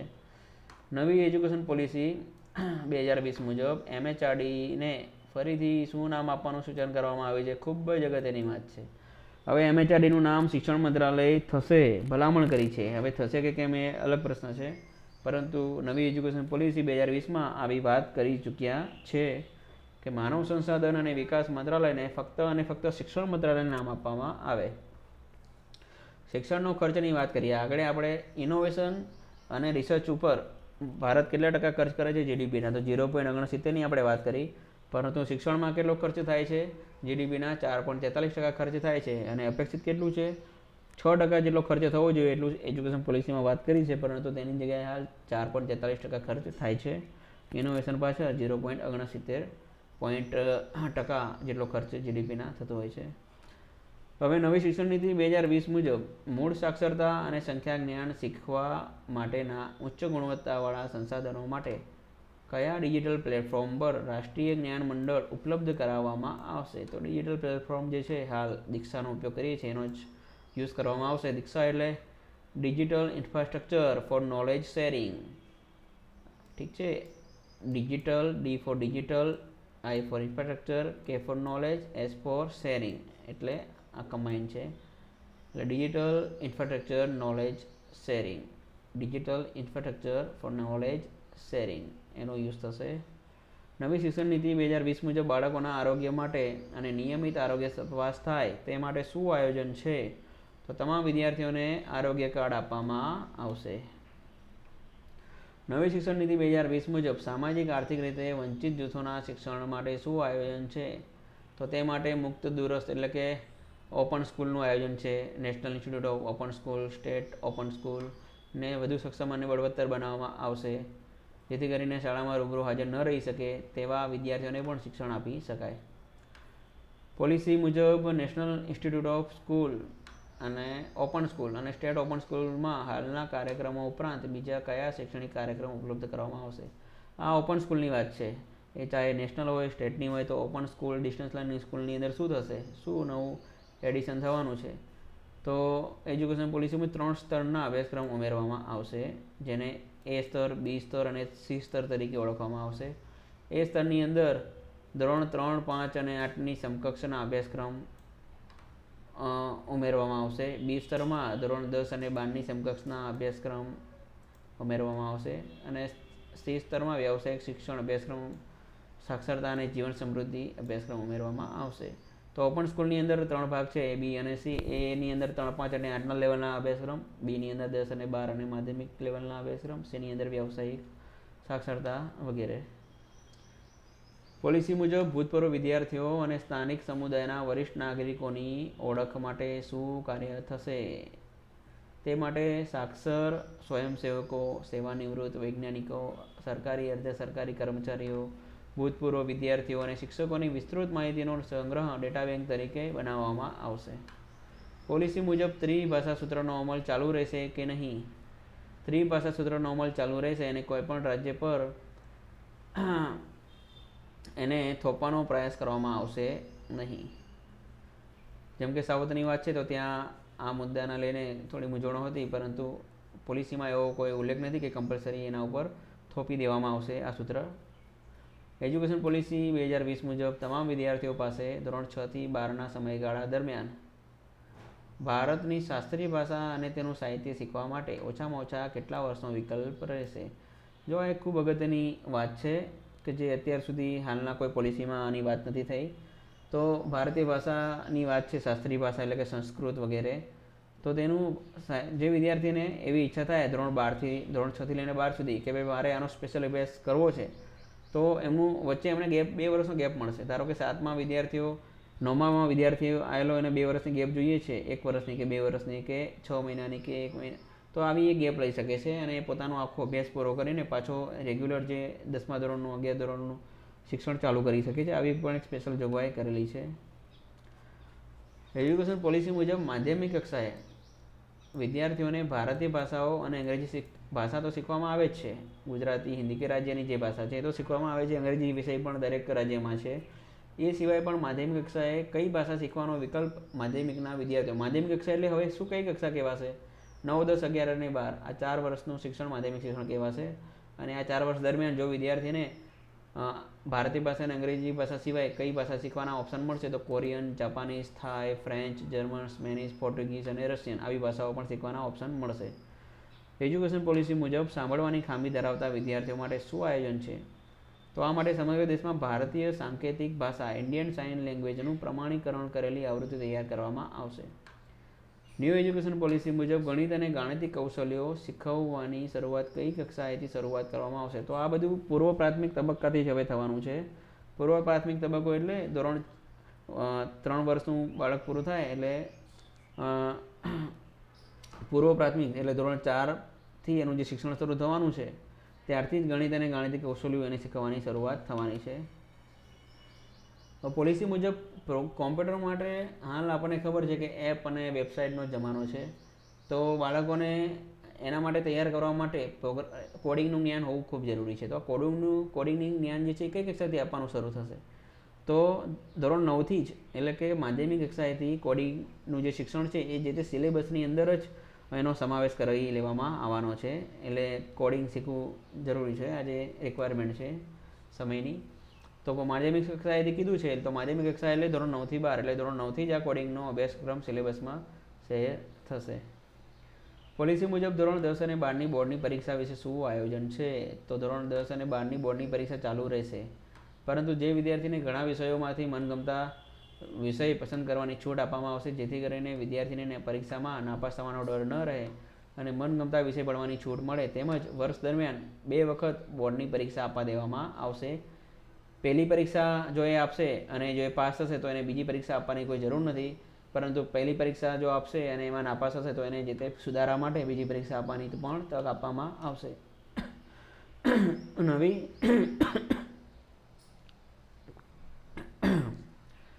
પોલિસી મુજબ શિક્ષકોની ભરતી માટે શું આયોજન છે? તો આ માટે 4 વર્ષનો ઇન્ટિગ્રેટેડ બીએડનો કોર્સ, ઇન્ટિગ્રેટેડ બીએડનો કોર્સ એટલે સ્નાતકની પદવી સાથે 4થું વર્ષ એનું બીએડ થઈ જશે. જો અલગ અલગ કરશે તો એને 2 વર્ષનો બીએડનો કોર્સ કરવો પડે, પરંતુ ઇન્ટિગ્રેટેડ કોર્સનો ફાયદો એ થાય છે કે એક જ વર્ષ, એનું 1 વર્ષ બચે છે. તો બીએડનો 4 વર્ષનો ઇન્ટિગ્રેટેડ કોર્સ કમ્પલસરી છે. ટેટ આપવી જરૂરી છે. ટેટની અંદર ડિસ્ક્રિપ્ટિવ અને એ રીતના પ્રશ્નો હશે, ઇન્ટરવ્યૂ પણ હશે અને એનું જે વર્ગખંડ એટલે ડેમો પણ એમને આપવો પડશે, એક આદર્શ પાઠ એમને આપવો પડશે અને એના આધારે આ 3 પ્રક્રિયા પછી એનું મેરિટ બનશે. આ રીતે ભરતીઓ થશે. અને આ જે નિયમ છે ફક્ત સરકારી શાળા માટે નહીં, પરંતુ ગ્રાન્ટેડ અને ખાનગી શાળાઓ માટે પણ આ નિયમ લાગુ પડશે. નવી શિક્ષણ નીતિ 2020 મુજબ કલા, શારીરિક શિક્ષણ, વ્યવસાયિક શિક્ષણ માટે શું આયોજન છે? તો આ માટે જે તે શાળા અથવા શાળા કોમ્પ્લેક્સમાં એટલે કે શાળા સંકુલમાં આવી શિક્ષકોની અલગથી ભરતી કરી શકાશે. શાળા સંકુલ એટલે જે CRCની રચના થઈ છે હાલે. નવી શિક્ષણ નીતિ 2020 મુજબ સ્થાનિક કલા, વ્યવસાયિક શિલ્પકલા, ઉદ્યોગ સાહસિકતા, કૃષિ વગેરે વિષય માટે શિક્ષણ વિષયક શું આયોજન છે? આ માટે સ્થાનિક પ્રતિષ્ઠિત વ્યક્તિઓ અને નિષ્ણાતોને ખાસ પ્રશિક્ષકો તરીકે રાખવા માટે શાળા સ્કૂલ કોમ્પ્લેક્સ પ્રોત્સાહન આપી શકશે. સ્કૂલ કોમ્પ્લેક્સ એટલે શાળા સંકુલ કે જે CRCની આપણે વાત કરી. એજ્યુકેશન પોલિસી મુજબ શિક્ષકોના પગાર વધારો અને બઢતી માટે શું આયોજન છે? ખૂબ જ અઘરો અને અગત્યની આ વાત છે. એના માટે NPST national professional standards for teachers 2022 સુધી વિકસાવવામાં આવશે. National professional standards for teachers આપણા માટે ખૂબ જ આખું એક અલગ જ પ્રકારના સ્ટેન્ડર્ડ્સ નક્કી થવાના છે. National professional standards for teachers 2022 સુધીનો ટાર્ગેટ છે. પોલિસીમાં એની એવી વાત કરેલી છે. બીજું શું થશે એ જોઈએ તો તે મુજબ દરેક તબક્કા માટે કામગીરીનું મૂલ્યાંકન સમયાંતરે હાલ ધરવામાં આવશે અને તેના આધારે શિક્ષકોના પગાર વધારા અને બઢતી થશે. હવે સિનિયોરિટી કે કેટલા વર્ષ થયા છે નોકરીના એના આધારે મૂલ્યાંકન થશે નહીં, પરંતુ જે આ ફ્રેમવર્ક સ્ટેન્ડર્ડ્સ નક્કી થશે એના આધારે જ પગાર વધારો પણ થશે અને બઢતી પણ મળશે. National professional standards for teachers policy મુજબ રાષ્ટ્રીય સ્તરે વ્યાવસાયિક ધોરણોની સમીક્ષા અને સંશોધન હવે કયા વર્ષમાં કરવામાં આવશે? તો વર્ષ 2030માં કરવામાં આવશે. ત્યારબાદ દર વર્ષે આવી વ્યવસ્થાનું ગુણવત્તાનું વિશ્લેષણ કરવામાં આવશે અને આવશ્યક સુધારા કરવામાં આવશે. તો વ્યાવસાયિક ધોરણો એટલે કે પ્રોફેશનલ સ્ટેન્ડર્ડ જે છે એની સમીક્ષા અને સંશોધન અત્યારે 2021માં તો એજ્યુકેશન પોલિસી તરીકે થઈ ચૂક્યા છે. હવે આવું બીજી વાર ક્યારે થશે? 2030માં થશે અને 10 વર્ષે થવાનું શરૂ રહેશે. એજ્યુકેશન પોલિસી મુજબ સ્કૂલ કોમ્પ્લેક્સ એટલે કે શાળા સંકુલ બાબતે શું આયોજન છે? તો સ્કૂલ કોમ્પ્લેક્સ અંતર્ગત એક માધ્યમિક શાળા હશે. અચ્છા, ગુજરાતમાં સ્કૂલ કોમ્પ્લેક્સ તરીકે શું છે? તો આપણે શાળા સંકુલ જ છે. CRCને આપણે સ્કૂલ કોમ્પ્લેક્સ માનવાના છે. માધ્યમિક શાળા હશે જેમાં આજુબાજુની 5 થી 10 કિલોમીટરના વિસ્તારમાં આવેલી આંગણવાડી કેન્દ્ર સહિતની કેન્દ્ર પણ હશે. નીચલા ધોરણવાળી શાળાઓ એટલે કે આપણી પ્રાથમિક શાળાઓ, બીજી માધ્યમિક શાળાઓ પણ એમાં હશે. આપણે એની વાત કરી ચૂક્યા છીએ. એના અધ્યક્ષ કોણ હશે? તો માધ્યમિક શાળાના આચાર્ય હશે. બાકીની માધ્યમિક શાળા અને પ્રાથમિક શાળાના આચાર્યો અને આંગણવાડીના સુપરવાઇઝર તેમાં સભ્યો હશે. સભ્ય સચિવ તેમાં CRC કોઓર્ડિનેટર હશે. આ સલાહ સર્વપ્રથમ કોઠારી કમિશને 1964 દ્વારા આપવામાં આવેલ હતી જ, પરંતુ તેનો ત્યારે અમલ થયો નહોતો. સ્કૂલ કોમ્પ્લેક્સ અથવા શાળા સંકુલ અર્ધ સ્વાયત્ત એકમ તરીકે કામ કરશે. અર્ધ સ્વાયત્ત જિલ્લા શિક્ષણ અધિકારી અને તાલુકા શિક્ષણ અધિકારી દરેક શાળા સંકુલને એક એકમ માનીને તેની સાથે કાર્ય કરશે. નવી શિક્ષણ નીતિ 2020 મુજબ પૂર્વ શાળા શિક્ષણ, ખાનગી, સાર્વજનિક અને લોક કલ્યાણ માટે કામ કરતી સંસ્થાઓ ગુણવત્તા માનકોનું પાલન કરે તે માટે શું આયોજન છે? તો હમણાં આપણે વાત કરી છે ગુજરાતમાં પણ આ બનવાનું છે. SSAA સ્ટેટ સ્કૂલ સ્ટેન્ડર્ડ્સ ઓથોરિટી એટલે કે પ્રી પ્રાઇમરીથી લઈને હાયર એજ્યુકેશનની તમામ ખાનગી પ્રાઇવેટ સંસ્થાઓનું જે ક્વોલિટી એસેસમેન્ટ એટલે કે ગુણવત્તા માનકોનું એવું લોકો પાલન કરે છે કે કેમ, તો એના માટે સ્ટેટ સ્કૂલ સ્ટેન્ડર્ડ ઓથોરિટીની સ્થાપના થશે અને ગુજરાતમાં પણ ટાસ્ક દ્વારા આની રચનાની વાત કરવામાં આવી છે. બીજું શું હશે કે આનું એક પોતાની વેબસાઇટ પોર્ટલ હશે સ્ટેટ સ્કૂલ સ્ટેન્ડર્ડ ઓથોરિટીનું. એની અંદર કોઈપણ વ્યક્તિ પોતાની ફરિયાદો પણ કરી શકશે, સૂચનો પણ મોકલી શકશે અને એનો ઉકેલ પણ લાવવામાં આવશે. ન્યૂ એજ્યુકેશન પોલિસી 2020 અંતર્ગત વિવિધ ઉચ્ચ શિક્ષણ સંસ્થાઓ દ્વારા પ્રાપ્ત કરેલ શિક્ષણ ક્રેડિટનો સંગ્રહ કરવા માટે શેની સ્થાપના કરવામાં આવશે? તો આ એક નવી બેંક બનવાની છે, એકેડેમિક બેંક ઓફ ક્રેડિટ. અચ્છા, પેલી બેંક નહીં, આપણી એક ડેટા કલેક્શનના ફોર્મમાં આની વાત છે. Academic bank of credit ABC તરીકે ઓળખાશે, જેમાં ડિજિટલ સ્વરૂપે શૈક્ષણિક ક્રેડિટનો સંગ્રહ થશે. ન્યૂ એજ્યુકેશન પોલિસી 2020 મુજબ હાયર એજ્યુકેશન કમિશન ઓફ ઇન્ડિયાનો પ્રથમ આધાર સ્તંભ શું હશે? આગળ પ્રશ્ન આવ્યો હતો કે હાયર એજ્યુકેશન કમિશન ઓફ ઇન્ડિયાનો ચોથો આધાર સ્તંભ શું છે? તો આની અંદર 4 આધાર સ્તંભની આપણે વાત કરી લીધી છે. તો પોલિસીમાં વાત કરી છે HECIની, higher education commission of India, ઉચ્ચ શિક્ષા આયોગ એ રીતનું. તો એનો પહેલો જે આધાર સ્તંભ જે છે એ શું હશે? National higher education regulatory commission. બીજો આધાર સ્તંભ શું હશે? Meta accrediting body. અને મેટા અક્રેડિટેટિંગ બોડી જે છે એટલે કે રાષ્ટ્રીય માન્યતા પરિષદ, તો એને NAC તરીકે પણ ઓળખવામાં આવશે, નેશનલ અક્રેડિટેશન કાઉન્સિલ. ત્રીજો આધાર સ્તંભ જે છે એ હાયર એજ્યુકેશન ગ્રાન્ટ કમિશન છે. ચોથો આધાર સ્તંભ જે છે જનરલ એજ્યુકેશન કાઉન્સિલ. એટલે હાયર એજ્યુકેશન કમિશન ઓફ ઇન્ડિયાના આ 4 આધાર સ્તંભ છે. યુનેસ્કોએ કેટલી ભારતીય ભાષાઓને લુપ્તપ્રાય જાહેર કરી છે? તો 197 ભાષાઓને લુપ્તપ્રાય જાહેર કરી છે. એજ્યુકેશન પોલિસીમાંની વાત કરેલી છે.